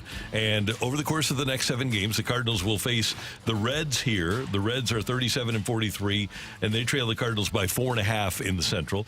And then after that, Pittsburgh comes to town for 3. The Pirates are 8.5. Or no, the Cardinals go to Pittsburgh for 3. The Cardinals are 2.5 ahead of Pittsburgh in the standings. So the Cardinals should make it their objective to keep those teams below them in the standings, below them. 4 against the Reds coming up, guys. And the Cardinals are going to have favorable pitching pairings. You've got Andrew Abbott against Miles Michaelis tonight, 6:45 at the ballpark. Tomorrow night, Frankie Montas for the Reds. He goes against Palante. And then you've got the Reds pitching Carson Spires against Sonny Gray on Saturday. And then Sunday's game, Lance Lynn pitches for the Cardinals against Hunter Green of the Reds. Because the Cardinals don't have the massive advantage that they used to have. They used to play 72 games in the division. Mm-hmm. And the division, for the most part, since 2000, has been lesser than the Cardinals. Now that it's down to 14 games against each team, so 56 rather than 72. I look at it as more imperative that the Cardinals dominate within their division, and that includes these next 7 games. I think these are really important for this team if they want to be a division champion. 100%. These are very, very important because we've talked about a lot about you have great wins for this team, but you've also had some really bad losses. So you have to take care of business against the Reds and Pirates. Parity in the league is so weird right now because even though the Cardinals won a series against the Braves, they still lost ground in the division. And I don't really know how the Brewers are even doing it currently with their starting pitching because they have lost a full rotation's worth of starting pitchers to the IL this year. And somehow the Brewers are doing it. Yeah, the Cardinals are 4-6 against the Rockies, Marlins, and White Sox. Baseball is weird, though. The Cardinals are 8-1 against the Braves, Giants, and Orioles. So go figure that one out. But I look at this, and you talk about the importance of winning in the division. Where would the Cardinals be if they played better against Milwaukee? Yeah. So that proves your point, is that you have to play well within the division. There's not as many opportunities that you have head-to-head against these teams. They only have 1 day off before the All-Star break, so these are very important games coming up at this point in the season. And, by the way, Milwaukee is just a good organization. They lose their guys. They lost David Stearns to the Mets. They lose Craig Counsell to the Cubs. And they just keep chugging along and doing the same thing. And they lose players, or players have down years, and they replace them with other guys. Counsell's not doing it. in Chicago now. The Mets have just gotten hot, but they're the Brewers. They get rid of Corbin Burns. They don't have the rotation that they planned on having. 14 different starters. Yeah, that's crazy. And they're rolling along. So they deserve a ton of credit in Milwaukee just for having a terrific organization. They really do. So you have to take care of business. And my other big question in the series that you have coming up with the Reds and with the Pirates, who do you guys need to see step up? Of course, we've talked a lot about Alec Burleson, Mason Wynn, and then you have that great start from Matthew Liberatore. The Baby Birds are coming up. But who else do you need to see in these next two series step up? My highest paid guy, my $35 million a year third baseman. He's banged up right now. Yep. You know, there's no doubt that he's a little banged up. It would be nice to see him at 100% or close to it to see what he could do. I think who needs to step up is your starting rotation. See if you can get a little bit deeper in some games from guys that aren't going as deep. Give Sonny Gray credit for what he did last time out. But I want to see the starters go a little bit deeper, which then means your bullpen guys aren't relied upon as much. And I think heading to the All-Star break, that could be very important. Dan and Brooke, I want to start this by prefacing that I know absolutely nothing about hitting. And I like to ask people when I'm down at the ballpark because I don't have any clue about baseball stuff, about nuance. But I will say this, just because I watched last night, I went back and looked at that Arenado first home run that he hit with the Cardinals with his head down. He looked like a golfer when he hit that home run. His head down behind the ball. The way he swings the bat, the way his stance is at the plate is completely different than it was that day when he hit that home run in his first game with the Cardinals. It's different, and I also wonder what's going on right now with him physically. I mean, to his credit, he's answering the bell. He called Ollie the night of the rainout and said, I want to be in both games. Just I'm banged up. Doesn't matter. I want to give you everything I got. So I wonder if that's a part of it, too. Yeah, and you need him now. When you ask who needs to step up in the division, the big boys, that's why you have them. And Goldie and Arenado, you can't count on the Baby Birds forever. They're great, and maybe they will be great forever. But at some point, you've got to be able to count on the guys that you put the trust in with the money, with the paycheck that they're getting every week. Exactly. I think that Arenado is dealing with injuries. We know that. He had tendonitis in his left forearm, which kept him out for 2 games prior to that. But in the doubleheader yesterday, he went 1 for 8. And you can just really see him struggling at the plate. So I just wonder at some point if maybe a little bit of a break would benefit him. I think so. He looks limited. He just looks, when he swings the bat, he doesn't look like he can take a full swing anymore. Look at his throw. Yeah, right. Yeah. I mean, his throw, to me, was a good example that he's not right. I mean, 9 times out of 10, if not 10 out of 10, it's at the chest of Paul Goldschmidt with routine plays. And when he's throwing a ball up the line, and it took a great play by Goldie to essentially save the inning and maybe save the game, it tells me he's not quite right. Yeah. So the Cardinals will take on the Reds tonight. 6:45 again is the start time. And the Cardinals will pitch Miles Michaelis, and hopefully he can come away with a victory for the Redbirds tonight. That's Dan. That's Brooke. Matthew is here. I'm Randy. And coming up, we've got our fighter returning after his victory yesterday in the fight here on 101 ESPN.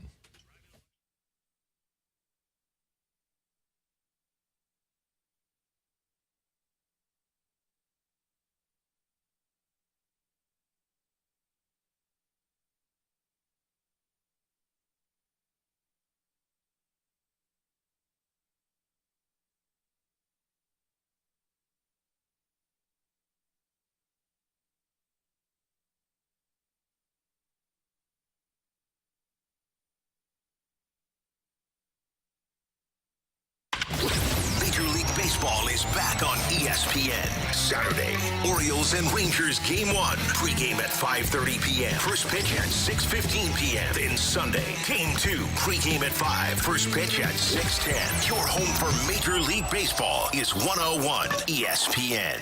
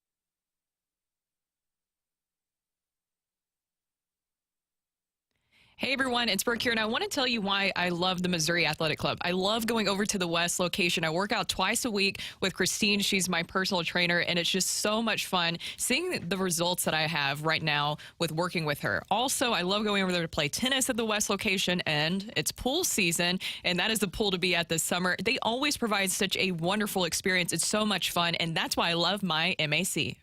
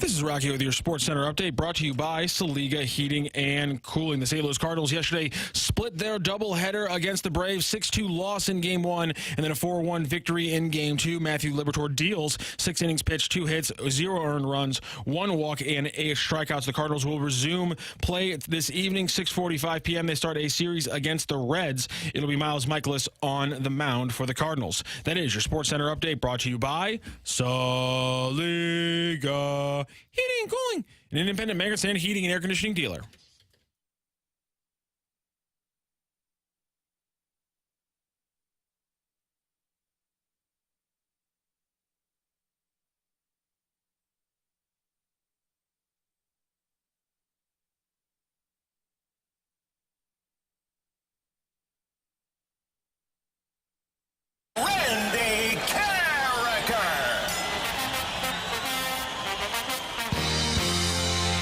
Welcome back to the opening drive. Brooke, Dan, and Rocco here, and it is time for the fight. And we have a returning fighter today.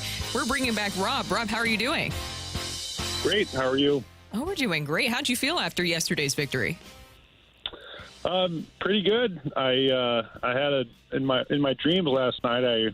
I turned on the radio and someone else was fighting. So. Oh no.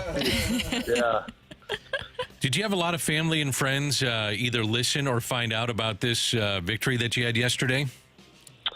No, I didn't tell anybody, and not sure if they would expect me to be fighting if they listen, because I live in a different state. So. Oh, where do you live? Minnesota. Oh, okay. What brings you to 101 ESPN living in Minnesota? I'm a product of St. Dominic High School. I lived in St. Charles for 18 years. Were you a soccer player? They got a hell of a soccer team there. Yeah. I graduated with Tim. So, yeah. I'm pretty proud of the soccer program. It's pretty awesome. Well, we are so proud of you after day one of the fight. We're ready to go for day two. All righty. Okay, here's question number 1, Rob. Happy birthday to Jimmy Ballgame. Jim Edmonds played for 4 of the 5 current National League Central teams. Which one did he never play for? Was it the Reds, the Pirates, or the Brewers? I'll go with the Pirates. Which defensive draft bust was considered the safest pick of the 2009 draft, going in the top 5 out of Wake Forest? Was it Gaines, Adams, Tyson Jackson, or Aaron Curry? Can you repeat the question? Which defensive draft bust was considered the safest pick of the 2009 draft, going in the top 5 out of Wake Forest? Was it Gaines, Adams, Tyson Jackson, or Aaron Curry? Tyson Jackson, I guess. You don't sound very confident about that one. Nope. All right. Excited. Yeah. Here's question number 3, Rob. Which current AFC team that has yet to win a Super Bowl was the winner of the last pre-Super Bowl AFL championship in 1965? Was it the Bills, the Browns, or the Oilers? Oilers. And question 4, another Missouri high school graduate had a big win yesterday. Jeff City alum Oji Onunobi reportedly agreed to a $212 million deal with the Knicks. Which team drafted him out of Indiana? Was it the Raptors, the Pacers, or the Magic? Wow. Magic. All right, Rob, how you feeling? Not good. You never know. You never know what could happen. Randy Carricker is coming back into the room right now. The grapes are gone and demolished, Rob. I know that some people like the updates because the grapes are very important to Randy. That's a bad sign because you didn't talk about the grapes yesterday, so I won. But yeah, we'll see. We'll see what happens. You never know. Randy, say hi to Rob again. Rob again. How are you, sir? Good. How are you? I'm doing great. Thanks. Thanks for listening. Thanks for playing. Good to have you back with us. I know you're always going to do that, but I still like to say it anyways. I know you do. Rob again. It's a bit. It is. All right, you ready for question number 1? Ready. Happy birthday to Jimmy Ballgame. Jim Edmonds played for 4 of the 5 current National League Central teams. Which one did he never play for? He played for the Cardinals, the Brewers, the Reds, and the Cubs. So that would mean that he did not play for the Pittsburgh Pirates. Final answer? Final answer, sir. Question 2.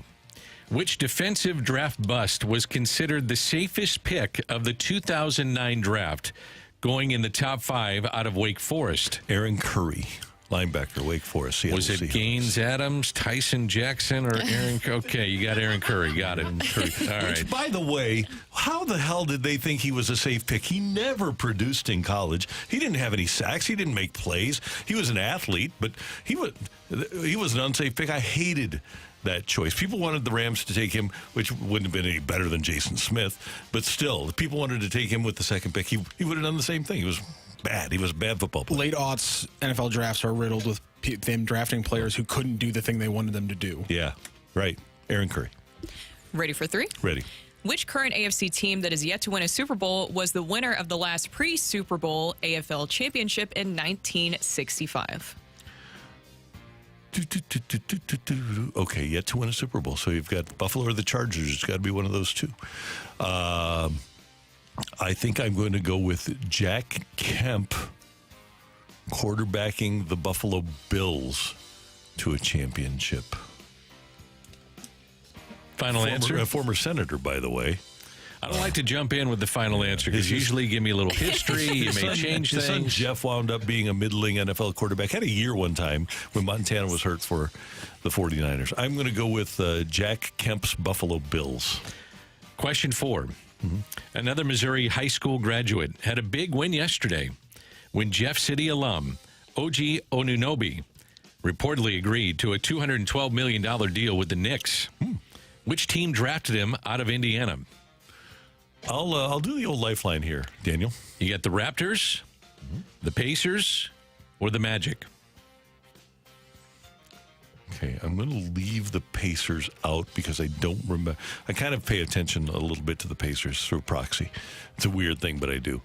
So I don't remember him being a Pacer. So that leaves us with the Raptors, where I think he probably would still be there. So I'm going to go with the Magic. I'm going to go with the Orlando Magic through a very weak process of elimination.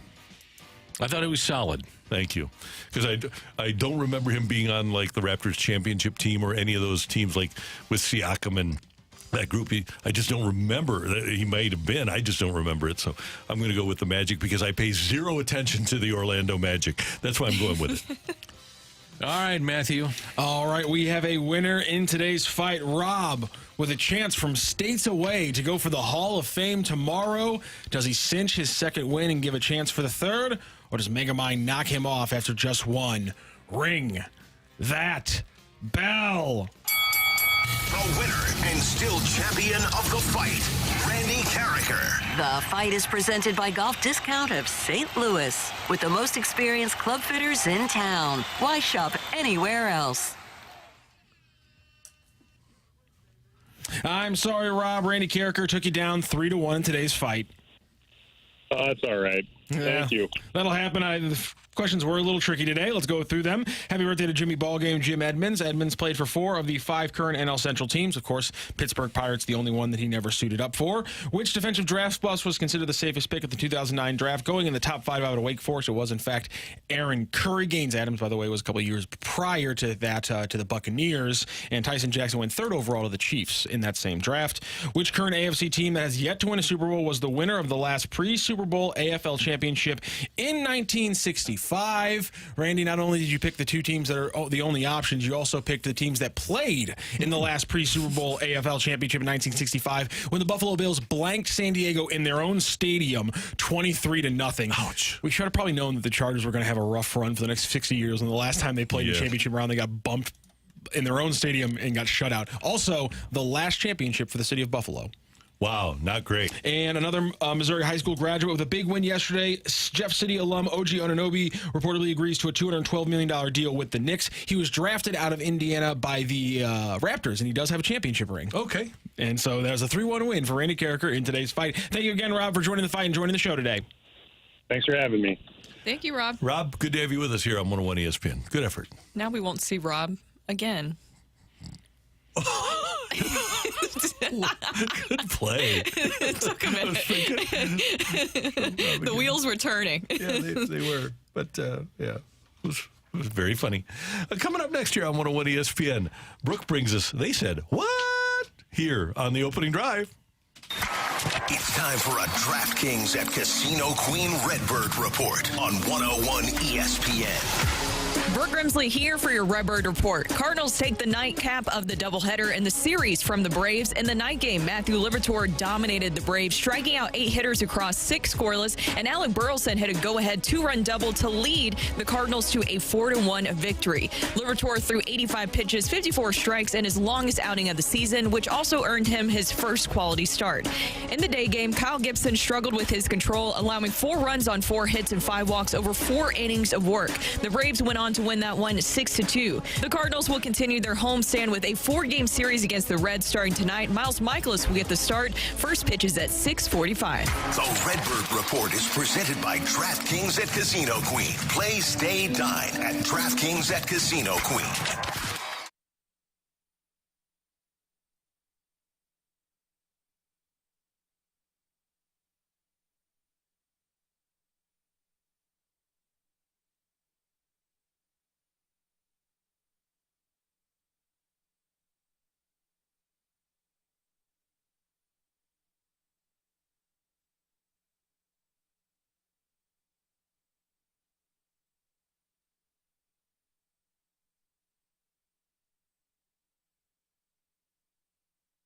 Thank you. And as your valedictorian, I must admit, I cheated. Oh, not at school. It was at Frank Lita Mitsubishi in the automotive outlet. I got thousands off with only $29 down. It felt like cheating. Everyone gets a great deal at Frank Lita because every vehicle is $29 down, $29. And you don't have to be a valedictorian. You just need $29 down at Frank Lita Mitsubishi. How'd you get a lifetime warranty? No charge. Plus, any trades accepted, any condition, paid for or not. Acres of new, acres of pre-owned. And every vehicle is $29 down. $29! At Missouri's #1 new Mitsubishi dealer. Frank Lita Mitsubishi. In the automotive outlet in Bridgeton. Yes, Lita.com. YesLita.com. New 24 Outlander, 39.1, 29 down, $720 a month for 72 months at 10% APR. Plus tax, tag title to qualified buyers.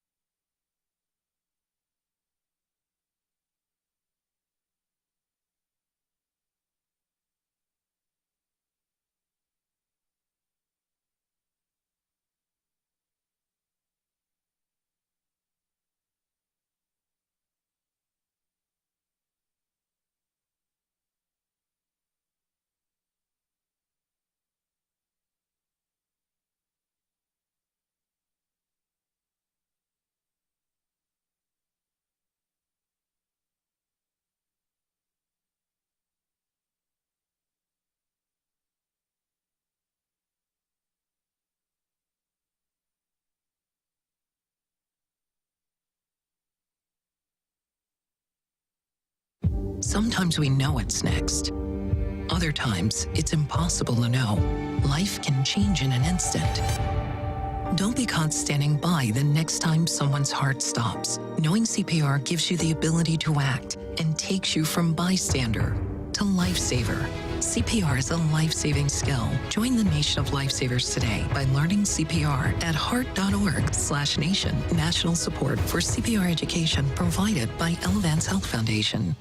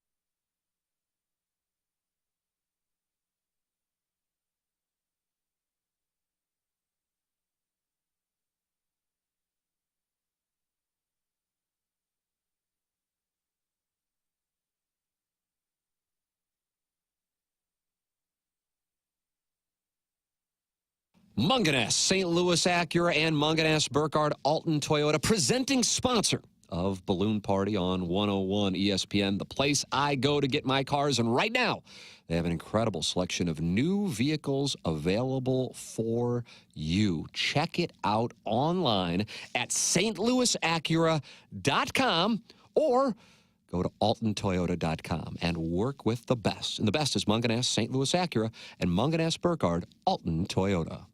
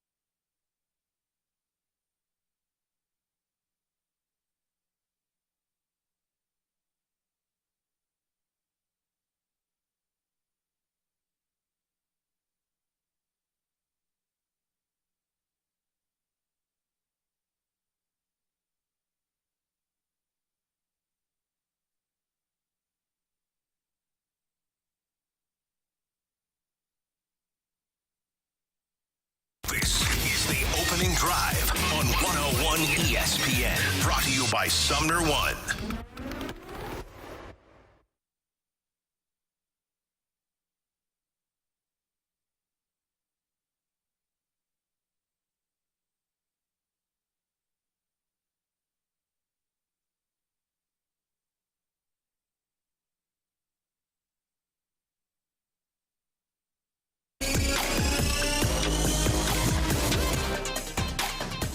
It's time for They Said What?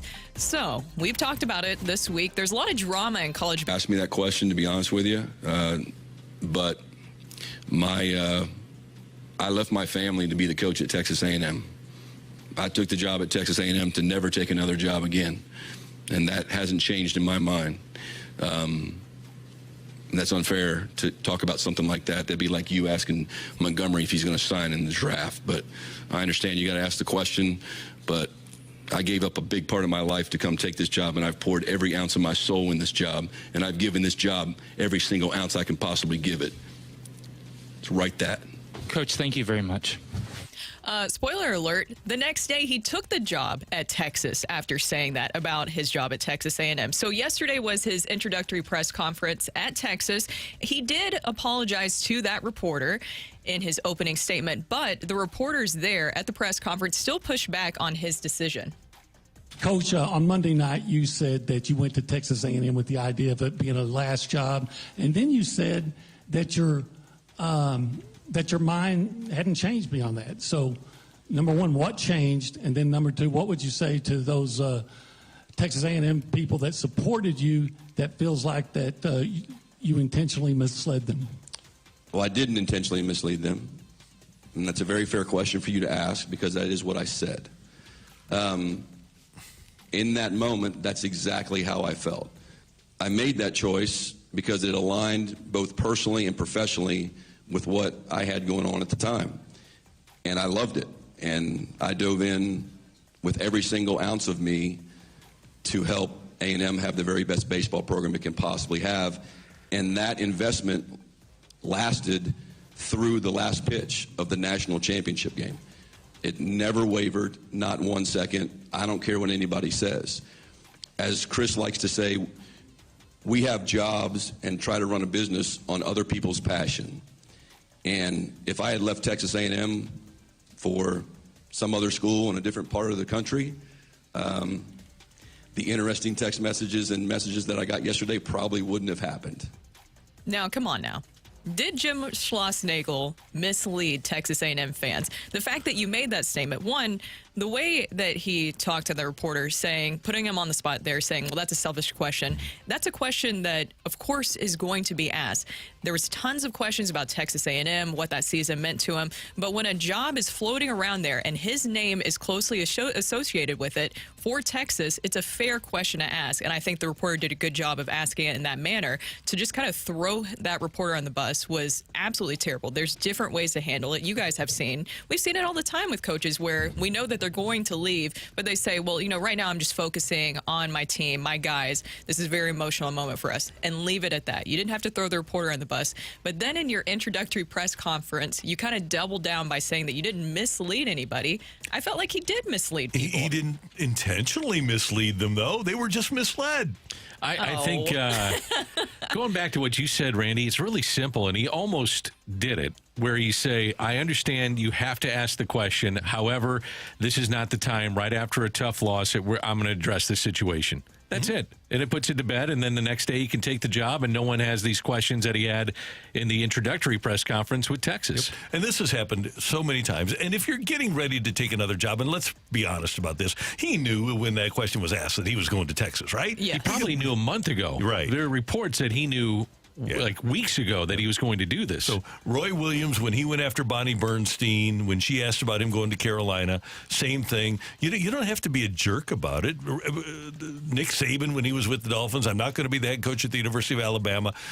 It's not hard to pivot if you are somebody who's in that situation and say, I'm committed to this job. Now's not the time to talk about it. And let it be. And then if you are committed to the job, but maybe not as committed and it changes, then you say, things changed. So I don't think you need to be mean is the big point. Now, to your point, Brooke, or the question, did he mislead people? I think, kind of like O.J. convinced himself that he didn't murder those people, Schlossnagle probably has convinced himself that he didn't mean to intentionally mislead anybody. All roads go back to OJ, doesn't it? They do, yeah. Cut above the rest. He's probably thinking, I handled this perfectly, except for telling that kid that he was selfish. But he's trying to rationalize his bad behavior. What if you're a player at Texas A&M? You're pissed. I mean, you are irate at this. Now, it wouldn't surprise me. All I got is my $2.1 million. Where's my coach? And, well, that is a good point, depending on the sport. Probably not as much in baseball, but yes, there's something there. I wonder now in the transfer portal if a bunch of these kids decide to enter the transfer portal and follow him to Texas. Wouldn't that be something? And then you got a real problem on your hands. Right. You're going to lose players and the head coach that had been there for a long time. And you lose some of your staff because some of the staff is also going over to Texas. So the situation, I think the way that he handled, we've seen this over and over again, but it's the way that he worded things and then the way that he kind of gaslit you yesterday and thinking, well, no, I didn't really mislead anybody. He doubled and tripled down with even the comments about his family. Like, I didn't move my family here, basically just for nothing. Adding that extra layer to it, I think, says a lot. But to your point about recruiting-wise, before NIL, I think I would be a little bit more worried about it. But because you have NIL, I think he knows, and coaches everywhere know, that money talks. So even if you do something a little bit shady like that, he didn't handle it in the best way, I think everyone can agree, you know that NIL talks. And Texas has plenty of money to play with. Why do you think he left? Well, no doubt. And Texas needs somebody, and they've been a great program in the past, but they need somebody to lead them into the SEC. Here he's been in the SEC now for 3 years, played in a championship game at the College World Series as an SEC team. I have to believe that, aside from the fact that he and the athletic director, Chris Del Conte, are best friends, aside from that, I would think the Texas people wanted to have, like Sarkisian, being at Alabama, somebody who knows what it's like to participate where it just means more. I like the fact that he said the stuff about his family, like trying to make him out as some sympathetic figure with this. Right. Come on, man. I left my family. Yeah. Come on. That's a little disingenuous. And the other part is the NIL money, I think, will be there not only at Texas, but it's been there. You're paying Jimbo Fisher $85 million not to coach. So I'm sure the NIL money was fine at Texas A&M. It just he didn't want to be there. He wanted look, it's a personal decision. You do what you want. But I go back to what I was talking about earlier. If kids jump, then you shouldn't worry about if you jump. I mean, the people that are around this are just disingenuous on all fronts. Coaches say, how can these kids leave? Well, the kids are left out high and dry with this too, and saying to the coach, how could you leave us? Exactly. It's a two-way street. It really is. Texas has been poaching a lot of talent. So they hired Texas A&M's head baseball coach, as we know, after a championship appearance, and they took Texas Tech's head basketball coach after their best stretch in program history. So Texas is just poaching all of the talent right now, but they have the money to do all of that. They got the money, they got the funds, they've got the crowd, they've got the support, they've got the big backers, boosters. It's just part of big-time college sports down in Texas and really nationwide. Now, I haven't seen, but we know how Texas A&M acts, right? They have to come after Tony Vitello, don't they? He'd be number one on my list. Yeah, how do you not? With their money and with where they are and having just lost to him in the championship game, I would think that they'll probably at least make the phone call and say, hey, we'll give you a lot more than Tennessee does, because that's just who we are. I was looking at a video of Tony's first ever game at Tennessee. There was nobody in the stadium. Nobody was in the stadium. I mean, he's taken that to a level that maybe some didn't think that he could, but there was nobody there, wow. And now he's the national champion of college baseball. It's a great turnaround, if you want to call it a turnaround. I mean, Tennessee is Tennessee, but to get there, to have not a lot of fan support in that first game, to win the national title is quite a success. No, it is a turnaround, 100%, because Tennessee baseball, especially in the last 13 years, they haven't been able to reach such feats until Vitello came over there. And in Tennessee, Vandy baseball is king for obvious reasons. The amount of major league talent that has been turned out, especially by Tim Corbin, everything he's done with that program. And for Tennessee baseball to be doing that says a lot about what he's been able to do. So I think a lot of colleges are going to be looking at Tony Vitello and saying, okay, how do we get him to come over? How much money do we have to spend? 636 brings up a good question. Does the NIL make more baseball prospects want to go to college instead of the Major League Baseball draft? Oh, yeah. I guess the question then would be more out of high school, because at that point you can either get drafted out of high school or you got your 3 years that you got to play college baseball. I guess the first 3 years in college baseball, and with the facilities that are now available to them, they're on par with major league teams. Mm-hmm. Maybe you want to stay in, get your money, and then go out after your junior season. Yeah. Make a little money, be more ready, be closer to the majors. It's interesting when I have a nephew that played college baseball and then got drafted, and even the Yankees, as great as their organization was, the setup for minor leaguers is way worse than it is for college baseball players. Oh, yeah. It's gotten slightly better with some of the CBA and trying to help them out recently, but man, it's not even close to what you might get in college. And like I said, they're developing players because of the facilities that they have. So if you're a top-end player, you're getting developed at the college level, and you're getting your NIL. And Mizzou's facilities aren't great, but there were Mizzou former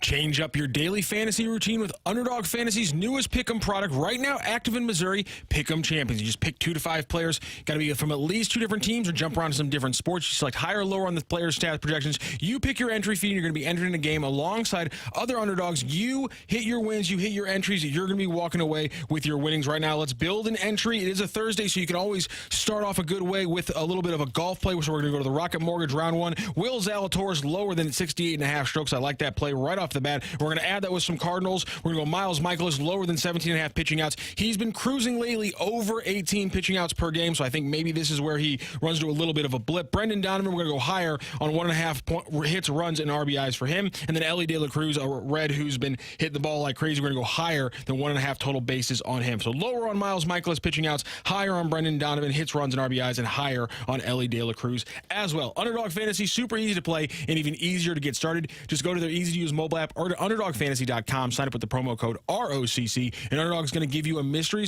special pick to use on your first Pick'em entry and a deposit offer. That's Underdog Fantasy, promo code ROCC to claim your new customer special of a mystery player pick and your deposit offer. You're going to take that player pick, you're going to add it to our entry now, and you're going to take that entry up from about 7x to about 10x for your play today. Must be 18 plus and present to stay where Underdog Fantasy operates. Terms apply. Consider your play call. Enter a game or visit www.nspeedgambling.org.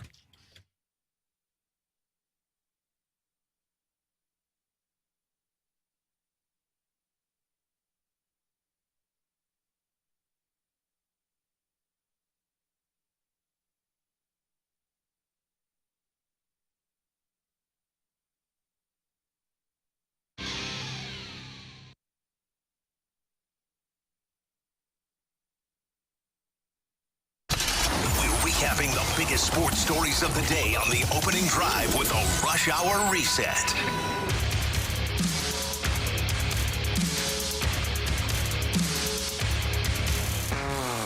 The Cincinnati Redlegs are in town to open a 4-game series tonight at the ballpark against your St. Louis Cardinals after the Redbirds took 2 of 3 from Atlanta, splitting a doubleheader yesterday. The opening drive curse struck. No, don't say that, Randy. Did, unfortunately. Sad but true. It's usually a bump. It's just, we can't be perfect. We had all an the off time. day. Yeah. Us and the rain and the bad back, which he dealt with about a week back. So Kyle Gibson, it wasn't. It was more than that. Yeah, 11 days. Okay. Week and a half. It's about 11 days back. Okay. There you go. So Kyle, he kind of scuffled early on, and the Cardinals lost the opener to Atlanta by a score of 6-2. Oh, by the way, they were in position. They had some opportunities in that game to get back into it and weren't able to take advantage, right? But give Atlanta credit. Like you said, Dan, they're in scholarship too, right? Or that's a Matthew They own thing. scholarship too. Yeah. And then in the nightcap, Biscuit with a big 2-run hit and a fantastic performance from Matthew Liberatore. He goes 6 strong innings, and the Cardinals win the nightcap with Ryan Helsley getting the save as they win it by a score of 4-1. To me, that's the big story of yesterday. Well, also beating the Braves is huge in itself, but the fact that Matthew Liberatore was a huge part of it. Oliver Mull talked about afterwards about how they thought at first they were going to keep him to that 70 to 75 pitch range with his pitch count, but he had thrown 71 through 5 innings, and they decided to keep him out there, and he goes out in the 6th, and of course, it worked out for him. So I think that trust with Matthew Liberatore in that situation, Ollie could have pulled him, but didn't. I thought it was the right decision, and you talked about this earlier with the gut test, and I think that shows that Ollie's gut is growing in a good way, because sometimes when you say somebody's gut is growing, I'm not talking about this way, but the gut is growing. They're doing some little things that maybe don't show up on the score sheet, if you will, or when you look at the box score after games. But, I mean, even yesterday, there was a fly ball to left. Mason wins at first base, and he tags up from first and goes to second, puts himself in scoring position. The Goldie play, not talked about at all, may have saved the game, saved the inning late in the game of Game 2. The other thing is 2 outs and run production, and they got that. So when you do little things against a really good team like Atlanta, that's how you win games, coupled with the fact that, as Brooks said, you got great starting pitching out of Liberatore. Atlanta's a pretty good team. Any concerns about Andrew Kittredge, though? Dan, you've run down his numbers of late, and he is getting knocked around a little bit. Yeah, I'm concerned about him and Romero. You know, Romero gave up a base hit as well late in the game, and talked about this probably 3 or 4 weeks ago, where we said, man, they're going to the big 3 so much, and they've been great. But at some point, that's going to catch up. And I think maybe we've seen that a little bit. And that's why Fernandez, maybe an O'Reilly, Cal Leahy, or someone in or out of the organization probably would give them a boost. Maybe it's Palante. Palante was available out of the bullpen last night, and maybe that's somebody that you can go to that now is pitching with more confidence as you move forward. Rookie Big Three goes 2 innings. They allow 4 hits, a run, and also Helsley walked the hitter. So 5 base runners in 2 innings by Kittredge, Romero, Helsley. That's why you need some of these other relievers to step up. We saw Giovanni Gallegos in that first game. How long is the leash going to be with him? Because you do have to see what he has with this bullpen, but how long do you go with him? I think he dictates that. I mean, if he's awful, then you got to make a move. You got to see multiple appearances. Yeah. I do. And I'm talking about back-to-backs. I'm talking about extended appearances and where you're going more than just one inning. So I think there's a combination of things that you have to look at moving forward. And even with a rehab, you got to build yourself up. I don't know that he's where he's going to be. Hopefully, he'll wind up strengthening and getting more out of his arm than he is right now. Because in this day and age, we've talked about it a lot, it's hard to throw 92, 93 and to be successful. Yeah, and I'm going back to just the middle of this bullpen, whether it's King or Fernandez, Roycroft, whatever his name is, Roycroft, yep. Leahy. Can someone emerge to take some pressure off? Because at some point, you're going to have an 8th inning that's taken by one of those guys.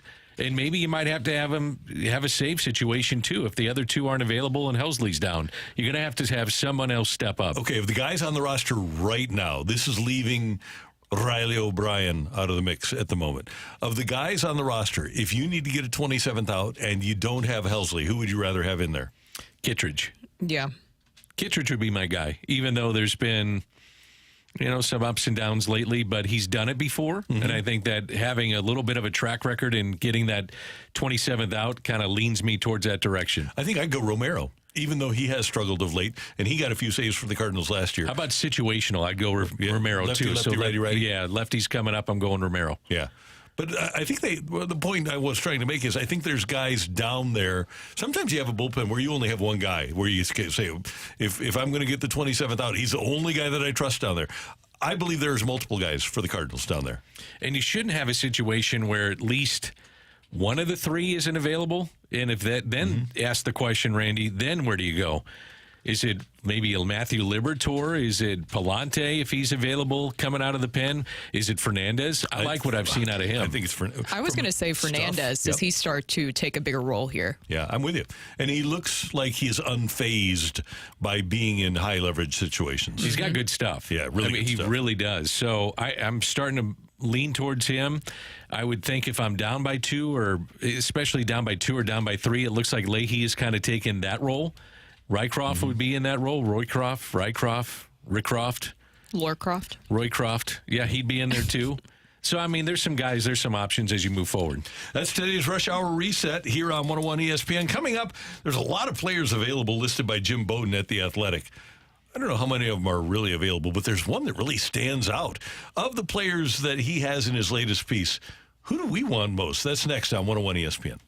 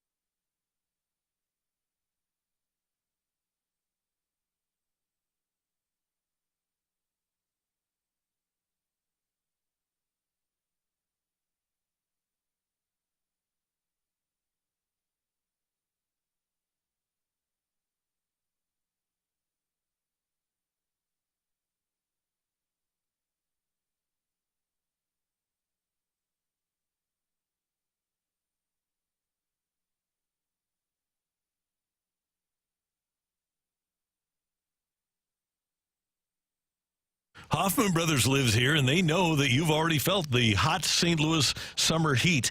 And if you haven't had your air conditioner serviced yet, you need to get it serviced by Hoffman Brothers. All you need to do is find them on the web at hoffmanbros.com, or you can give them a call at 314-664-3011, or text them at 314-664-3011, and they'll come out and they'll take a look at your air conditioner and make sure that it's good to go for the really hot summer months in St. Louis. Don't wait until your air conditioner stops working. The maintenance on your air conditioner once a year is just as important as oil changes in your car. And it would be miserable to not have air conditioning with the weather the way it is in St. Louis during the summer months. So all you need to do is get in touch with my friends at Hoffman Brothers. They'll come out, they'll take a look at that air conditioner, they'll tune it up, make sure that it's good to go for the summer. And if the lifespan of that air conditioner is in question, they'll tell you exactly how long it has and when you need to get a new one. At Hoffman Brothers, they're the best at what they do. It's a great St. Louis company, and they are an independent American Standard heating and air conditioning dealer. Find them on the web at hoffmanbros.com, or call or text 314-664-3011 to Hoffman Brothers.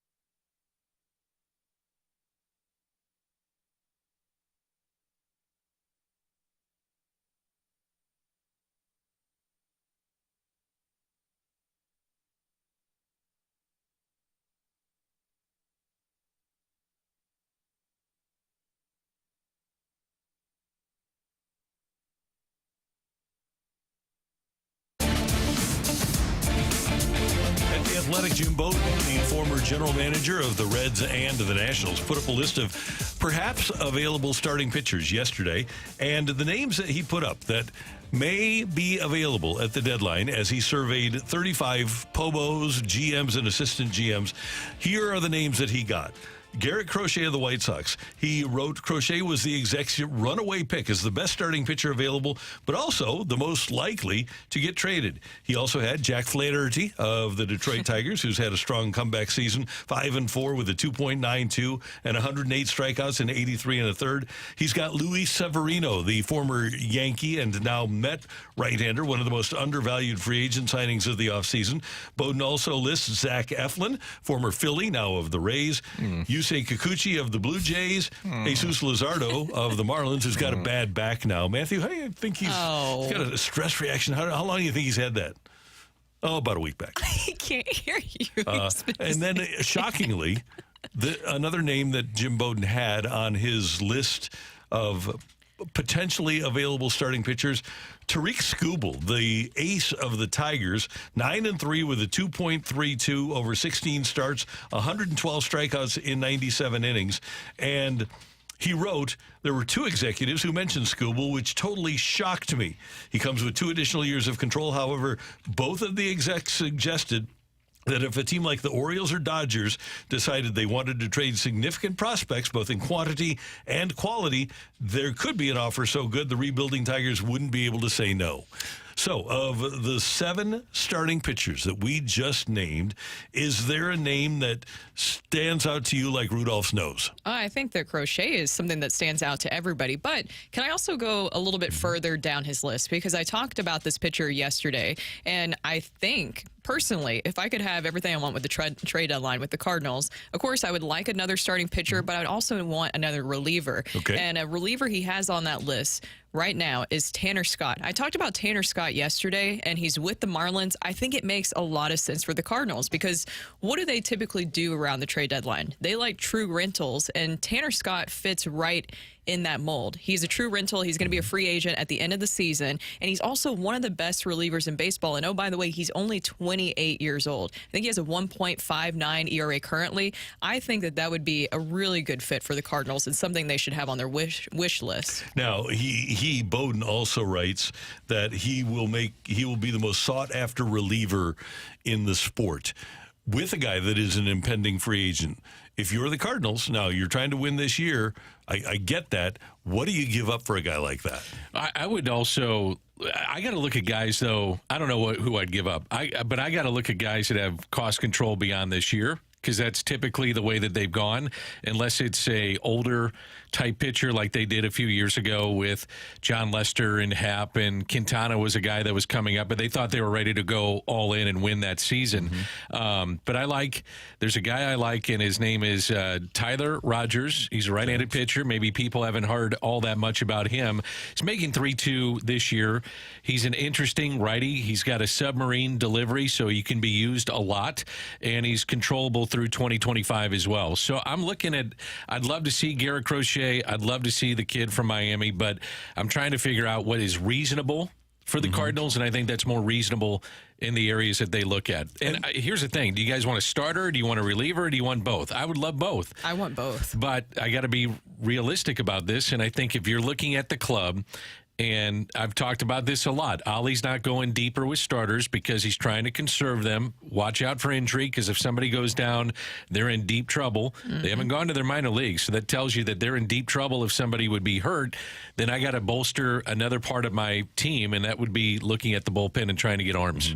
And by the way, there are a couple of names here that probably are going to wind up having their teams in the hunt, like Severino and the Mets. The Mets are at 500 now, and their owner, Steve Cohen, said just a couple of weeks ago that he didn't want to disassemble the team because he thinks they still have a chance.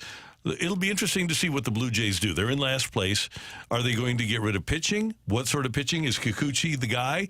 Or are they going to try to rebuild with, and they have to, but are they going to trade Bichette and Vladdy Guerrero? If they do that, then they might as well get rid of everything, because Yimi Garcia. Yeah, Yimi Garcia is another one coming out of their pen. Yeah. That would be a guy. You know, that's somebody you'd have to look at as well. That would be plucked from the Toronto Blue Jays. It's so funny. He's got Mason Miller, the right-hander from the A's. Now, the price is going to be ridiculous for him. Rookie of the year, and they're talking about an additional first-round pick. I think the only team that swims in those waters is the Dodgers. Right. Yeah. I mean, they just say, okay, we'll figure it out. We can go get this guy. But, I mean, it's just, I don't know. Some of it, I think, is just nonsense. I do. I mean, this is 2 weeks ago, Jim Bowden was talking about being a seller for the Cardinals. Right. Yeah. So things change very quickly in the sport of baseball, to where the Cardinals now not only talking about the wild card, but you're talking about the division. So you got to go out and get somebody. And I think another name that he has on there, which is still up in the air, is Jesus Luzardo. Now, reportedly, he will be back after the trade deadline, so maybe there's a chance that the Marlins would move him, but I don't even know if he would be available. I think that was a name that a lot of people were looking forward to as well, being on the trade market, but that doesn't seem like a viable option as well. And I think he edited the piece, because he mentioned Luzardo on the injured list with a lumbar stress reaction in his lower back and is not expected to return until after July 30th. That's the trade deadline. The Marlins have indicated they are not going to trade him before then. So why even have him on your list unless you put it in before and then you found out that he was hurt and isn't going to be back? But yeah, why even... You could have edited that out. You could have. Now, Crochet, I think, just get rid of it. But Crochet, I think, is one that a lot of people will be looking at. Say that the Cardinals swim in those waters. The Cardinals swim in those waters. All right, we're gonna take a deep dive into this one. What do you think that they would be looking for in return? What do you think? I think they'd be asking for a lot. Well, yeah. I mean, it's going to be, he's the number one guy. He's going to be sought after, and they can dangle him out until the very end of the trade deadline and just say, okay, put your best offers on the table. Let's see what you got.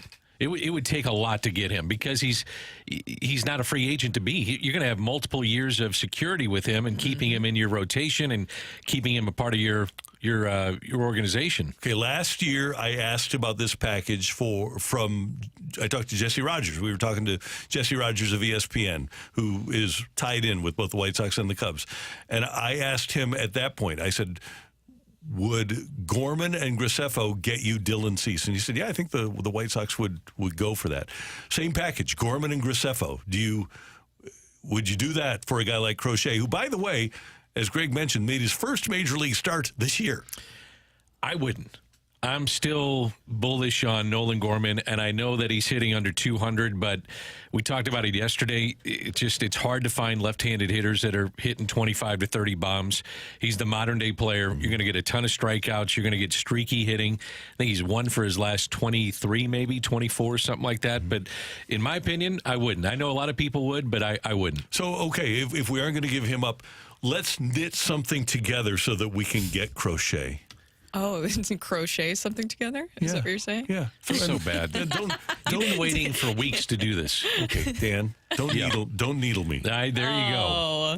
Okay, but let's just let's find a thread. Is there something you can mix in thumbnail?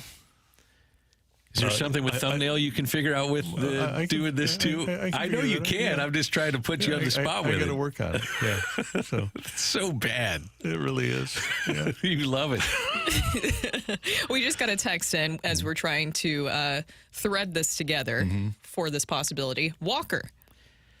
DoorDash Steve said this. I'm not touching that kid. No way. I got to let him I just stopped develop. to think. I just stopped to think. Uh-oh. Really? Look at how quickly things have changed over the months of where Jordan Walker has turned into an untouchable to now you're possibly thinking about it. I wonder if he and the Cardinals are on the same page and if they ever can be. That's my question. They sent him down 2 years in a row. Remember he said last year when he went down, I'm not really changing anything. Then he was successful at the end of the season. Scuffles, hitting 155, and has gone down and apparently hasn't changed anything again. So if he proves to be uncoachable and the Cardinals think that he is, then what's the point? If he's uncoachable to your satisfaction and he's not going to get better, I mean, unless he's coachable, right? So but how did he go from when we've heard Ollie Marmol and other people talk about how coachable he is, and that's one of the things they like so much about him is how he's able to handle adversity. What changed in a matter of months? There's got to be some miscommunication between the system and the big league staff, right? There's got to be. Otherwise, everybody would be on the same page, and what he was doing in Springfield 2 years ago would have prepared him for what he was going to deal with at the major league level. If you're Mo, though, and the track record that you've had and some tough trades that didn't go your way, aren't you gun shy? I would be. There's no way. Human nature. There's no way I'd give up on Jordan Walker yet. That's why there's not many guys I would trade for him. But Crochet is kind of like a pitching version of Walker. He's big, first-round draft choice. He's got everything you're looking for. He's got great stuff. Cost-controlled. Yep. So that's what I'm trading Jordan Walker for a pitching version of Jordan Walker. By the way, 314, thank you. It's a thimble, not a thumbnail. Oh, yeah. Thimble. Whoopsies. Yeah. We got to work on our sewing references a little bit. Somebody also said, you guys have me in stitches. Terrible. That's great. That's great. Yeah. I'm all right. We don't have you get me off track. I don't know if you guys ever get this way with Randy, but I have something that's on the front of my mind, and then I have to read into stitches and weak back stuff. Symbols and thumbnails. Yeah, I just get all off track. Well, and the thing is, it just gets away and it unravels, and you just need some yarn to get it all back together. A ball of yarn. We're heading down the stretch of this show. Let's see. Oh, yeah, we are. We're going to hear more from Greg Amsinger. Oh, yeah. What would the Cardinals do? What should the Cardinals do? Don't forget about Rocc and Roll. It's coming up at the end of the show. Okay. What should the Cardinals do, though, with the performance on the heels of the performance by Matthew Liberatore last night? That's next on 101 ESPN.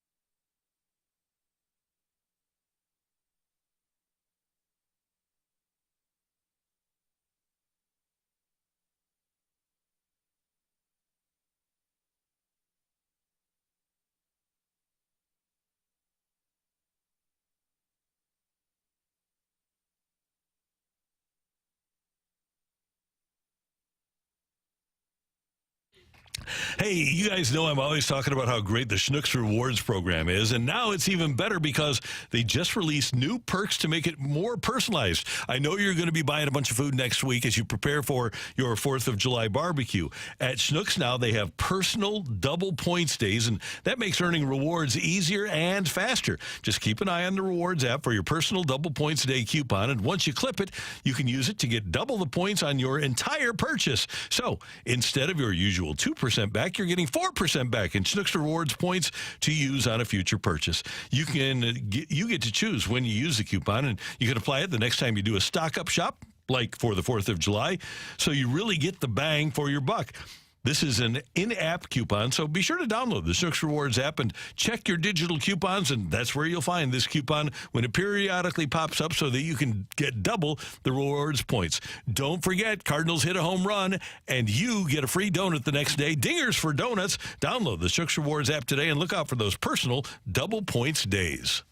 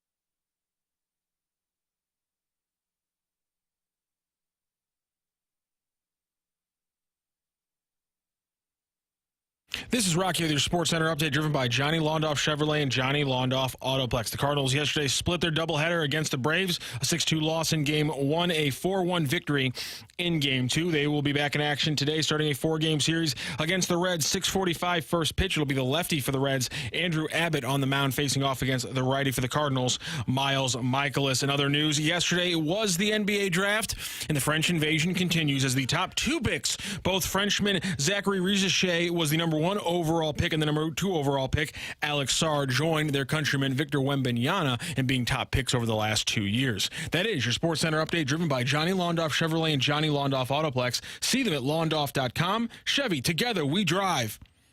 Are you kidding me?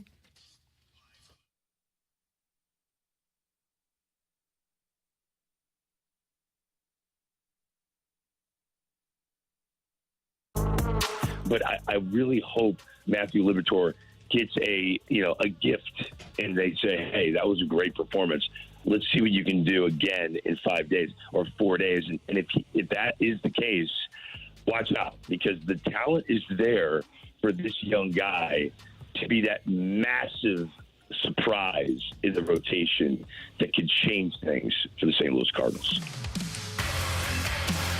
Craig Amsinger, MLB Network, earlier today here on 101 ESPN, talking about the performance of Matthew Liberatore last night at the ballpark against the Braves. He was fantastic as the Cardinals, I guess, determined on Tuesday night that they were going to start him. He gives the Cardinals 6 innings. He allows 2 hits, no runs, walks 1 and strikes out 8, set down the last 10 Braves that he faced. And He was a guy that they got from Tampa because of his immense talent. And Greg also mentioned that left-handers have a tendency, Sandy Koufax one of them, to blossom later. Now, sometimes you wait for a left-hander to blossom, like Donovan Osborne or Alan Watson, and it doesn't happen.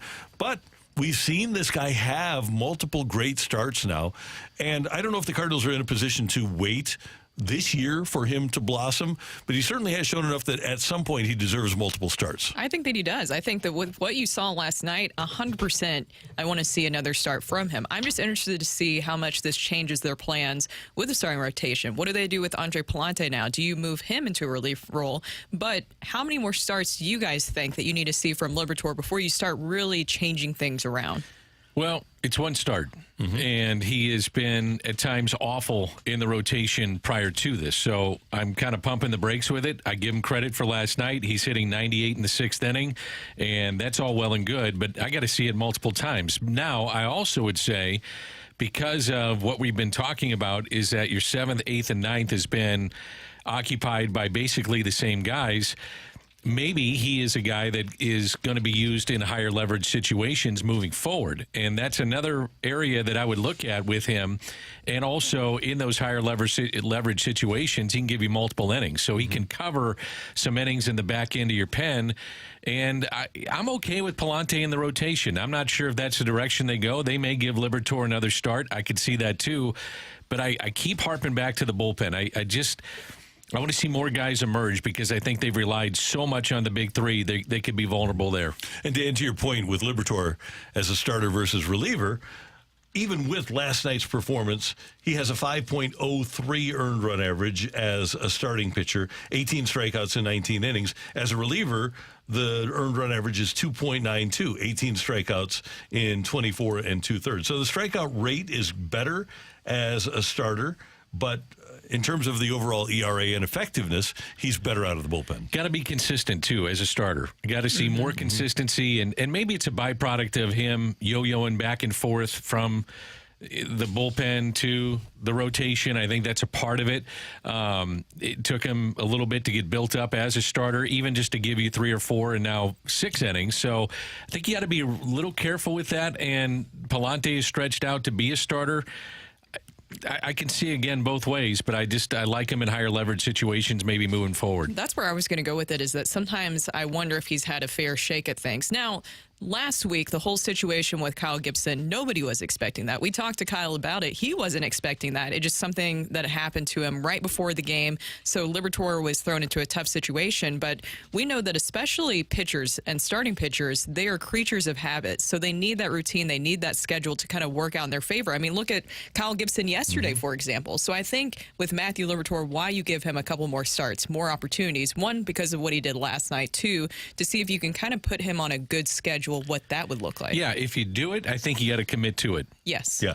I don't think you go back and forth. I don't think that's fair to him either. No. And I don't think it's right for the team. I think if you do it, you commit to it. And that's the kind of thing where when you were terrible last year, that would have been the time to do it. You hate to do it when you're in a race where a guy's going to be riding that roller coaster. You want to get him that time, kind of like Pittsburgh is doing with their young starters. They're able to right now. They know that they're going to hit some bumps in the road, right, with their 2 young starters, but they can afford to do it. The Cardinals are thinking they're going to make the playoffs. Now, Palante might not be as good as Liberatore, and they have to make that determination, probably on a start-by-start basis, who's going to be better. To the point, Dan, about stretching out, though, if they can get Liberatore to throw 85 pitches last night, I think he stretched out too. Yeah, and the way that they're using him, the starters in general. I mean, they're hitting like 85, 90 pitches, even with Sonny Gray, the way that he was throwing the other day.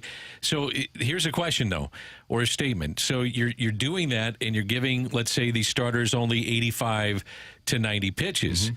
Then you have to cover the other innings with guys that are being used a lot. So are you better off using Liberatore, saying you're going to stay in our bullpen? We're not only going to give you 1 inning, but he can give you multiple innings. He can give you the 7th and the 8th, give 2 guys a night off, and then get to Helsley, or vice versa. You know, you keep Helsley out of a game and get to Kittredge or whomever you want to save the game. I mean, that's something else of his value that he brings to the club. Right. And 4 of the guys are going to start. I guess the key is going to be, does Palante maintain the lefty-righty splits that he's had in the past?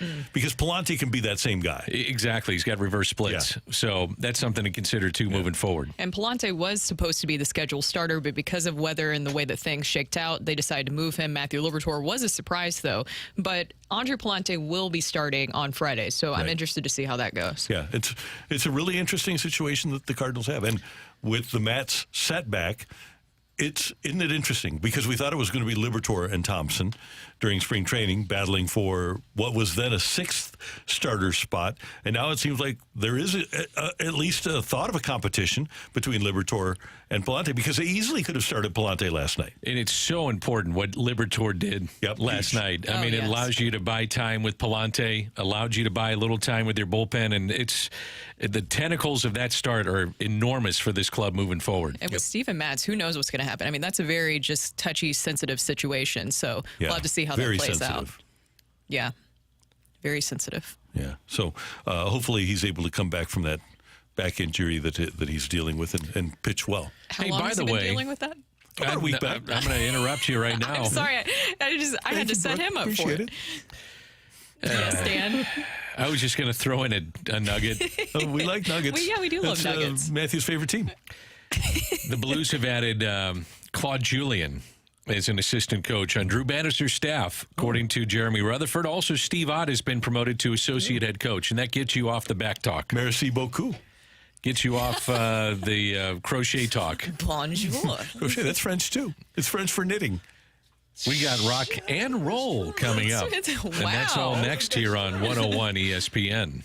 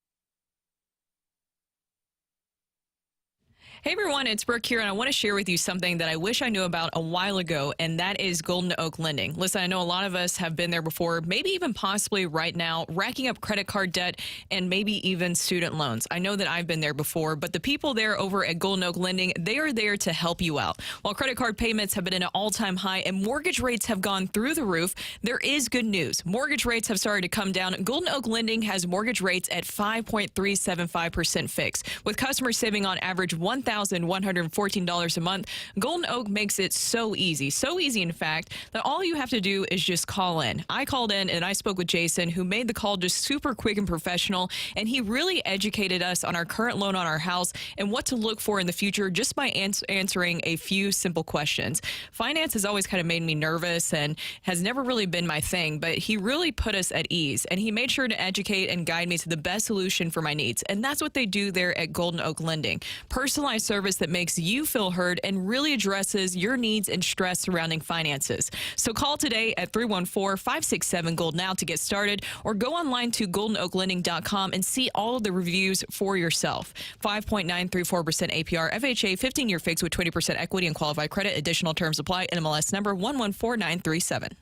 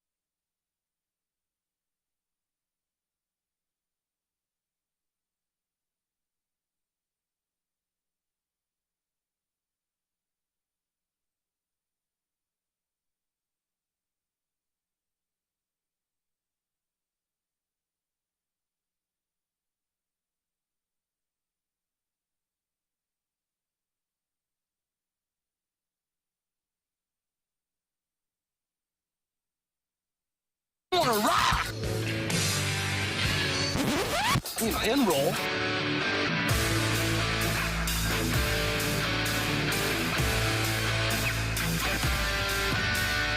Let's rock.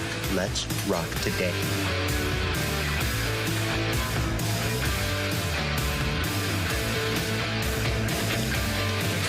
$314-399-9646, 314-399.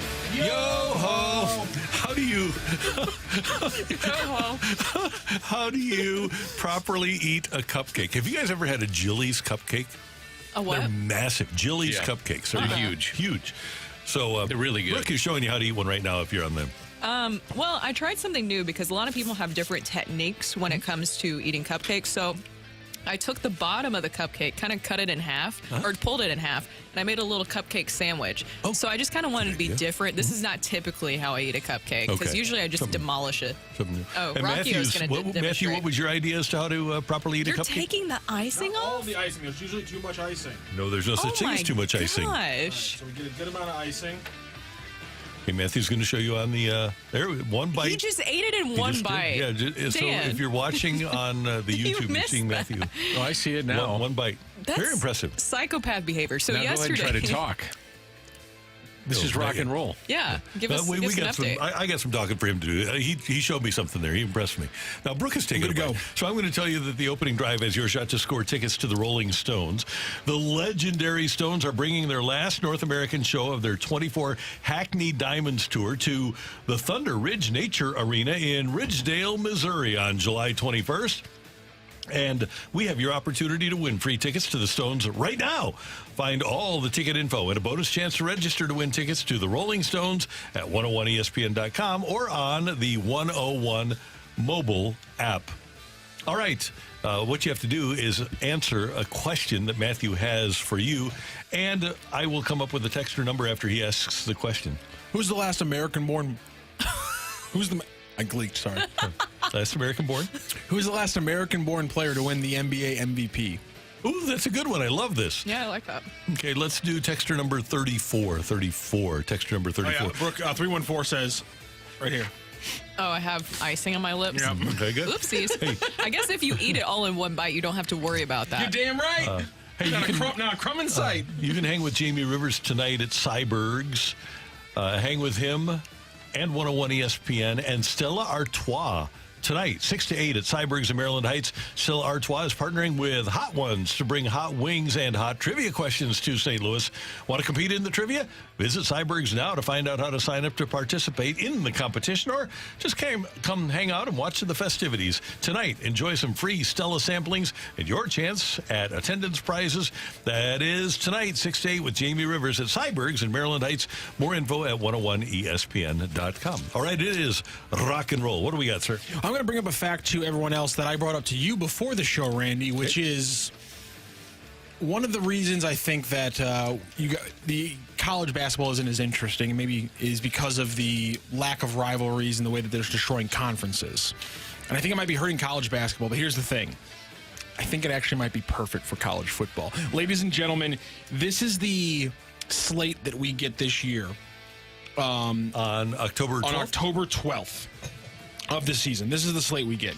Ole Miss at LSU, Florida at Tennessee, Washington at Iowa, Ohio State at Oregon, Penn State at USC, and Oklahoma versus Texas. Those are the 6 games we get, and here's the fun part. Those are all conference matchups now. Awesome. I love that. Where's Mizzou on that weekend? Do you know? You know what? Let me double check that. Well, you don't have to. I just put you on the spot. I don't mean to. I put them on the spot a lot. I'm not missing a Mizzou game this year. I'm not either. Be watching them every time that they're on the television. I'm really glad you asked this question because it's the perfect answer. Well, while everyone else in college football is enjoying that one, you can watch as Missouri faces off against the real tough part of their schedule when they take on UMass. Yeah, I may be missing that game. And they're going to be at UMass, remember? UMass? They're going to be at UMass. So it sounds like they're kind of perfect. You don't have to worry about watching the Mizzou game that weekend. You can settle in for 6 of the best games in college football that year. As Randy said, that's 12 teams. It's probably going to represent half of the top 25. Probably right. Yeah, it'll be fun. Yep. So, yeah, that part of it will be good for college football. That's going to be so much damn Washington fun. And Iowa. I've always dreamed of that matchup. I think it's a month away from today. I don't know which team starts, but they have training camp. Oh, yeah. July 27th? Absolutely. July 27th. I thought I saw it was the first team. Wow. I'm so glad you asked that question, Danny, man, because that makes it 10 times funnier. That's the one day where Mizzou's playing the weirdest part of their schedule. I mean, they also have a game against... what's the other one? Oh, they have the BC game, too, which is like, yeah, we really got to get that footprint going in the Northeast. A weird part of Missouri's schedule this year. Never BC know. and UMass. But nonetheless, I'm happy I have other games to watch that week. At least it's at home. Now, which game are you guys looking forward to the most on the schedule? For me, it's easy. It's Oklahoma, because you have that budding rivalry going on behind the scenes on the recruiting trail. Mm-hmm. So I think that's going to be a huge game for everybody involved. Yeah. Are we talking about the entire Mizzou schedule? Yeah. I think that one's going to be the most interesting one to me. Alabama. At Alabama. Even without Nick Saban, I think the interest goes down a little bit. But if you can get a win now at Alabama, if you can start turning Alabama into a W on your schedule, that's going to feel good. Yeah. I still think Oklahoma will be one of the more interesting ones, just because of the recruiting back and forth that you've had. Yeah. Do you guys like the schedule setup where we don't have the conference matchups anymore, where we don't get to see, but Florida, South Carolina, Vandy every year. It was nice to be in, I thought, a division where you could come. Maybe I just didn't like playing Alabama, LSU, Auburn. Yeah, I was going to say. Yeah. That's probably what it was. I don't know. Does anybody want to watch Vanderbilt football? I don't even think they're playing them, I do. Yeah. If you need a dub. Yeah. But not if Barry Odom's coaching them. Vandy? No, the Tigers. Oh, the Tigers. Yeah, that's true. I went to the Vandy game that Barry Odom was the head coach at Vandy where they lost. It was... I think it's the roughest football game I've ever been to, not like played above a high school level. Was he also... Oh, wait, that's not true. I went to a lot of Rams games. Never mind. Sorry about that, Barry. Was he also the head coach at Mizzou during the time that they lost to MTSU, or who was that? I think that was also Barry Odom. That was homecoming. Yeah. Yeah, it was. Yeah, that was him. You know, the mighty Blue Raiders that Randy thought was a gator instead of a Pegasus. Yeah. I thought... mighty Blue Raiders they thought was a gator. There was a game... Remember Corbin Burke-Stresser started a game for Mizzou at quarterback against Vandy? Zach Stacy ran it like 33 times for 66 yards or something. I've tried to forget the Corbin Burke-Stresser games. That was a Rocc, that was your second year in the SEC. It felt so good after that first year, and then the second year in the SEC, it's just like everything comes off the wheels. Everyone graduates. Luckily, 2014 then was the exact opposite. Was a completely magical year. But yeah, that was. I don't like to talk about that one. One other thing I have to get out there is that there's a scandal right now going on in swimming. Because during one of the Olympic trials, a swimmer celebrated by splashing the water and noticeably screaming out a curse word or two. And the collective group of people who follow swimming got together and said, yeah, you got to disqualify that person. That's a disgusting thing to see in this sport. You're not like a mainstream sport, and this is why people don't, because you complain when somebody says the F word after winning something. I think you absolute nerds. The swimmers are nerds? No, the swimmers are athletes. Oh. The swimmers are incredible. I love the swimmers. The people around the sport that kill things is when the only reason that swimming gets in the headlines is because they want to disqualify the winning swimmer for saying a curse word after she won a race that is going to put her in the Olympics. It seems like a weird thing to criticize. And just overall in life, it's a word. Why are people getting mad about these things? Yeah, it happens. Michael Phelps, by the way, we talked about He cursed a lot. He did. And also he has some other controversies, but he really is one of the greatest athletes of all time. And I feel like not completely underrated, but maybe doesn't get talked about enough in that regard. He was awesome. He was, when you talk about dominance in your sport, you've got him, you've got Wilt Chamberlain, you've got Gretzky. I don't know where else you go after. Obviously, there are some other individual sports, but he was way better than everybody else. You guys upset with J.J. Redick and what he did? Dropped an F-bomb. Yeah, in a press conference? Yeah. Yes. Introductory press conference. You don't do that. No, you got kids watching, for gosh sake. I just don't think you do it. Obviously, you're making fun of it and making fun of me.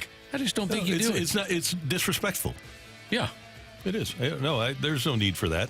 I mean, I know that Matthew loves to use that word, but he's not allowed to on the radio. It's a great word.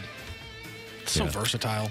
It's every kind of speech it can be used. Adjective, adverb, noun, verb. It's fantastic. Yeah, it's a great word. So do you use it with your mom all the time?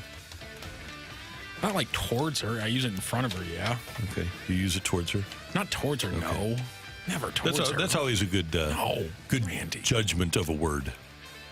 You say it towards your mom? In front of your mom? A lot of words I won't say towards my mom. I'll say pretty much anything in front of her. You say blank you to her? No, not to her. Okay. No, not to her. My God. Just wondering. Jesus. Just a question. No. Okay. Just wondering. It's like on a list of 4 people who get that exemption. But yeah, she's on the list. Jeez. By the way, James Harden's the last American MVP in the NBA. The beard. Beautiful. Great job today by our producer, audio, video engineer, blanking Matthew Rocchio. I love you, Mom. Brooke, did you have fun today? Yes, and I have a cupcake. You have a cupcake. Well, why don't you just have a cupcake? One bite. No. It's delicious. Only crazy people do that. Hey! Danny, you were awesome today. No, not really. You were the best. Danny says, hey, go get a cupcake. And I'm assuming that he says, get cupcakes for the whole crew. I bring in cupcakes for the whole crew, and you avoid it. You're healthy. I'm trying to eat healthier. Okay, good. Yeah. There's nothing wrong with that. Yeah. I have no qualms. Don't we have barbecue coming in next week, though? We do. Yeah, I'm going to ditch that. There we go. Love to hear the it. barbecue. Breakfast tomorrow, too. We got to sign up. We got to figure out what we need. Oh, yes. Breakfast, so make your orders. Hey, we thank you for tuning in, texting in, and being a part of the show. We have a balloon party coming up. T-Mac back? He is. T-Mac and Ajax, and then BK and Ferrario before the fast lane from 2 to 6 for all of us until tomorrow morning at 7. Have a great Friday Eve, St. Louis.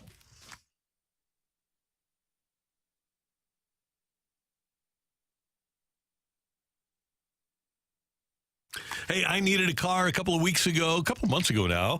I had my car totaled, and I needed a car immediately, and I didn't have a trade-in, and I've talked to you a lot about Auto Loan Pro, so I went to autoloanpro.com, and they asked me, hey, what kind of a payment are you looking for? So I set up that. Okay, how long do you want the loan to be for? I worked that out, and I was able to get a vehicle actually from autoloanpro.com, and I couldn't be happier with the financing that I got and with the vehicle that I got. Go to autoloanpro.com. If you're in the market for any vehicle, download their playbook as to how you go about buying a new car. It teaches you a lot, and then even if you want to get a new vehicle from them, they've got a drop-down menu with vehicles that you can get from the Auto Loan Pro. There's no place like it in St. Louis or in America, and they do great work in terms of getting you into a new vehicle. If you can make a